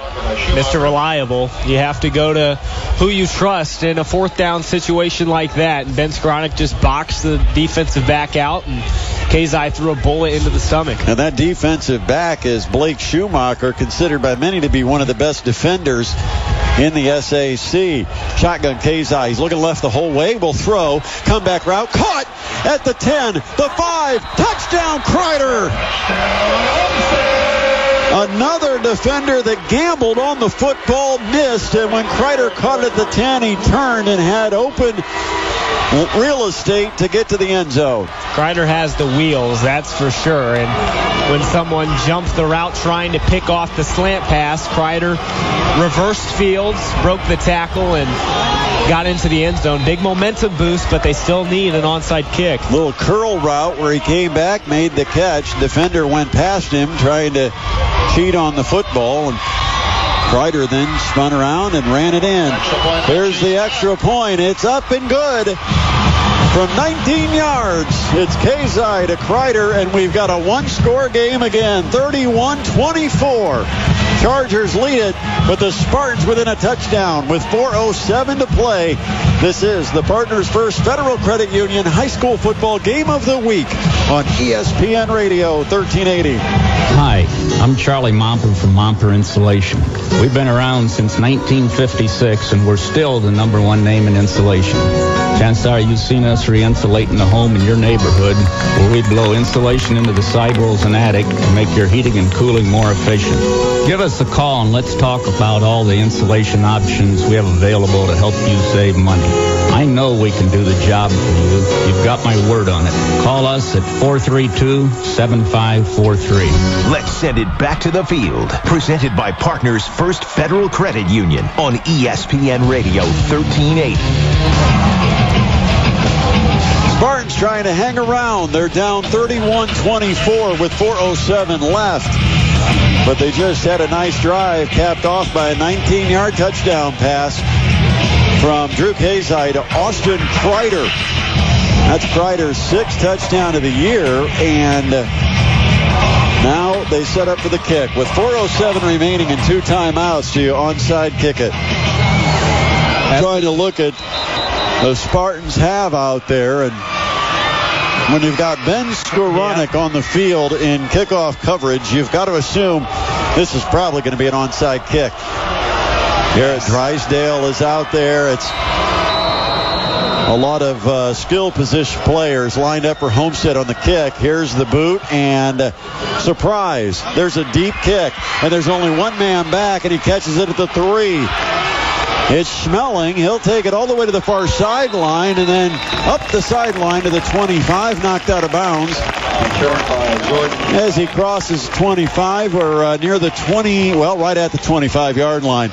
So the Spartans tried to make it look like that's what they were doing, and Carroll brought basically 10 people up, and Schmeling the only person back, and considering the circumstances, Schmeling did a pretty nice job to get that ball. 23-yard return out to the 25-yard line. Exactly, and now it becomes a situation of timeouts because Chad Zolman needs to use these wisely. They have 3 left. They have 2 left. They used 1 when the play clock was running down earlier in the half. 4:01 remaining. A 7-point Carroll lead. Chargers the ball. Here's a sweep. Anzavino across the 25, spinning down at the 28-yard line. 3 yards on the carry for Alex Anzavino. It'll be 2nd down, short 7 from just outside their own 23-yard line. The clock runs. No timeout here. 3:35. It continues to count down. The play clock at 15. Homestead looked like they possibly should have got that at the line of scrimmage. They had a man on him, but ended up breaking 1 tackle to get the 3-yard gain. Hayden Smith will stay shotgun, single back, trip receivers left, and the give to the back, Novotny, to about the 30, picking up maybe a couple of yards. It will bring up a 3rd down and 5, and let's see if this is where Zolman calls the timeout. You'd expect it on a 3rd down. Won't be one, I don't believe. He's going to trust his defense, and at this point, goes under 3 minutes. Someone on the defense needs to take leadership and get these guys fired up. Crowd on their feet. 3rd down, 5 from their own 30 for the Carroll Chargers, leading by 7. Clock's down to 2:43. There's the snap. Drop Smith, looks left. He pump fakes. Now he throws deep down the sideline. Newland at midfield. Did he go up and get it? Yes, he did.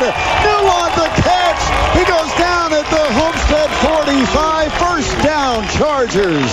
What a gutsy call. They did a pump and go route on a 3rd and 5, the most critical 3rd and 5 of the game so far, and they do a pump and go to get the defender trying to bite up and intercept the pass, and a great play call, even though it's a gutsy one, and that means they trust Aiden Smith, as well they should. 2:36 now on the clock, and Newlant was knocked out of bounds, so it did stop the clock, but more importantly for Carroll, the chains have moved, and now the clock starts as the ball is snapped. Handoff to the tailback, following the right side of the line.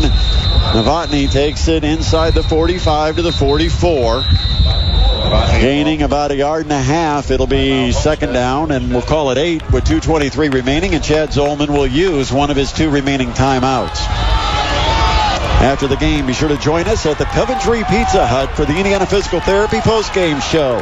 Scores from games around the area, including Leo and New Haven. Of course, in the SAC, Northside to Winger. We'll recap this one, and we'll talk to area coaches with the scoreboard and more on the Indiana Physical Therapy postgame show, coming up live from Pizza Hut up until 11 o'clock here on ESPN 1380. And, of course, we invite you to join us at Pizza Hut. It's America's favorite pizza and award-winning Wing Street Wings. Pizza Hut at Coventry, the host tonight of our postgame show. So now the question, as there's a timeout on the field, Homestead has 1 timeout remaining. They trail Carroll by 7 points with 2:23 on the clock.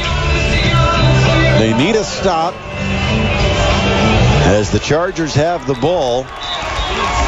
And again, like you said, Coach Dinan, so much faith in the senior quarterback, Aiden Smith. Trusted him to make that play on 3rd and 5. The pump, fake, and go. He threw it deep, about 20 to 25 yards downfield on the sideline, right on target to Newlant. And now the Chargers will give to Novotny. Homestead trying to strip the ball rather than tackle Novotny, and that allows Carroll's running back take it to about the 40-yard line, where it'll be 3rd down and about 4 to go.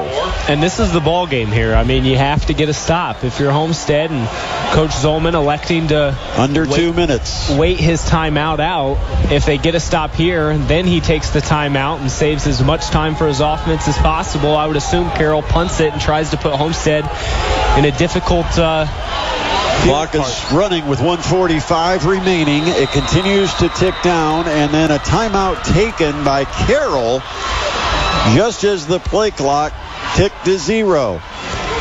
So they wanted to make sure to burn every second off that clock as possible. They got it down to 1 minute, 41 seconds. 31-24, a 7-point lead for the Chargers, facing 3rd down and 4. Homestead, 1 timeout remaining. Chargers still have 2 of theirs. Next week, we've got Carroll at Snyder. And that will be a big one because it's starting to look like the Chargers might be on their way to 3-1. The Snyder Panthers are struggling a little bit with Concordia tonight.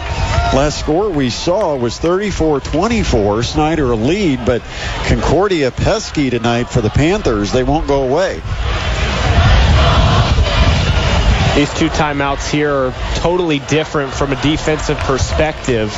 I've been in that huddle with Tim Messel, the defensive coordinator, and the first time out, you're telling anyone to strip the ball, create a turnover, which is what we saw on that 2nd down. Now, you're just telling them to get this stop on 3rd and 5, take the timeout, and get the ball in the offense's hands. Last time the Chargers faced 3rd down and 5, it was that pump fake and then the deep throw. This time, it'll be Smith. Following the left side of the line on the keeper, Smith will be chased down and dragged down in the backfield at the 42, and a quick timeout by Homestead as Carroll faces 4th down at the 42. And I think that Coach Dinan will kick it away to try to force Homestead to go the length of the field for the last minute and 33 seconds. I wonder what he would have done had Smith gotten positive yardage. Going to the run on 3rd and 5, if Smith would have gotten it to maybe a 4th and 2, 4th and 3 around the Homestead 38 to 40 yard line, you wonder if Coach Dinan would have said, go out and get me 2 yards and let's win this game. But it's not going to, a moot point basically, because now they're going to have to punt it away. Yeah, it would have almost been a Bill Belichick situation against the Indianapolis Colts, and us Indiana fans, we know how that turned out. So yeah, but maybe. But the other thing is, he on 3rd and 5, choosing a running play. I know you want the clock to run, but you almost wonder, to choose the running play, would they have come back and tried for it had it gotten close? But now it is going to be a punt. Chargers line up in a punt formation, and on to kick is Jack Shannon, who averages almost 40 yards a kick this year. Back deep, the return man, the lone return man will be Ben Skoranek, and let's see if Homestead comes after this one. They've got 8 guys up by the line of scrimmage. The snap, and Homestead will sit back as the ball's lined toward the goal line. It bounces inside the 5. It takes a Charger bounce and is down at the 4. It looked like it was heading right toward the end zone, and it just kicked backward. Wow. Charger bounce for sure, and Homestead has a 95-yard task ahead of them to possibly come back in this game. Only 125 to try to do it, too. Going back to the start of that play, did you see the Homestead? Yeah. He ran right through the Carroll offensive line. He ended up almost offside. Lined up in the backfield for Carroll, and then all of a sudden he darted between like the guard and center to get into his position. It was a weird situation that would have put Carroll 5 yards further if he would have touched a player. 31-24, a 7-point Charger lead. Homestead the ball from their own 5. A throw near sideline, sliding to the turf, making the catch. Kreider at the 21. 16 yards. And the clock runs once they move the chains. It's at 1:19. Spartans 1st and 10 at their 21-yard line. Kazai from the left hash. Spartans have to hurry. Kazai, quick drop, throw right side on the slant. It's caught on the run. At the 30, taking it out to the 35 is Skoranek. Perfect strike by Kazai to Skoranek, and at the 36, another first down, and 1:08 left. No timeouts left. They're just trying to continue to get first down so they have a little time to get a play call in. And, of course, remember, the Hail Mary, when you got a 6'4 receiver like Skoranek, always a possibility. Kreider will make the catch at the 42 and immediately dart to the near sideline to get out of bounds at about the 44-yard line. Short of a first, but it's 8 yards, and the clock stops with 54 seconds. Smart football IQ there by Austin Kreider, because he wasn't going to get the first down. It was only a 6-yard gain, so he made the correct play to, as soon as he caught the ball, dart to the sideline and stop the clock. From their own 43, Spartans, second down and about 3. Kazai throws it behind Skoranek, but he catches it at midfield. What an adjustment, Skoranek, to make a difficult catch. And another first down at the Carroll 49 for the Spartans, and quickly they line up. Under center, Kazai is going to just spike it. And there he spikes it into the ground with 45 seconds left. 31-24 is the score. Carroll leading it. Homestead the football. Spartans started this drive at their own 4.5-yard line. They're already in the Carroll territory at the 49. Shotgun now for Kazai. A quick drop, throw, left side. Kreider the catch at the Charger 40, and he's down at the 38. First down on the 11-yard gain on the pass to Kreider. And right now the prevent defense is preventing Carroll from making a stop. Too much cushion. Homestead taking advantage. They've gotten the ball to the Charger 38, and quickly they have to spike it with 37 seconds. Clock will stop. And with these wide receivers, it's getting interesting because Austin Kreider and Ben Skoranek can make plays after the catch. But as you said, the prevent defense from Carroll right now is preventing them from not letting up first downs. And so far, here comes the blitz. Will they get to Kazai? Yes! Wrap him up, throw him down! line, and there's your man Jamisic again with the sack of Kazai at the 49. 25 seconds, clock runs. Kazai on 3rd and 20 spikes it. And that will mean they'll face 4th down and 20 with 21 seconds. What a huge sack by Jamisic, the defensive end, who broke free up the middle and went right into Kazai and took him down. And now 4th down and about 21 from the 49. 21 seconds remain. Spartans are down 7. They've got to convert this 4th down play. A drop for Kazai, rolling to the right, being chased. He's tripped up and he goes down as he sails the ball out of bounds, incomplete. And that'll do it with 15 seconds left. Incomplete pass. Kazai never had a chance to set his feet. And the Chargers will survive the test here at Homestead and head to Spooler Stadium next week to take on the Snyder Panthers with a 3-1 mark. Great 2 defensive plays from the Carroll Chargers, especially the pass rush by Jamisic. Got in there, and then on that 4th down play, they blitzed Kazai and made him roll out of the pocket. So just 2 good defensive plays, and Homestead can't do anything about that. 15 seconds left. They'll go to a knee, and the clock will run out. Victory formation for the Chargers. Smith, the snap, the knee, and that'll be it. There was a battle. There was a war, as you expect it to be, between 2 rivals. But the final score, the Carroll Chargers have outlasted the Homestead Spartans 31-24.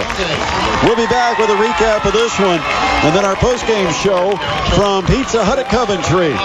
With Corey Stace, I am Brett Rump, and this is the Partners First Federal Credit Union High School Football Game of the Week on ESPN Radio 1380.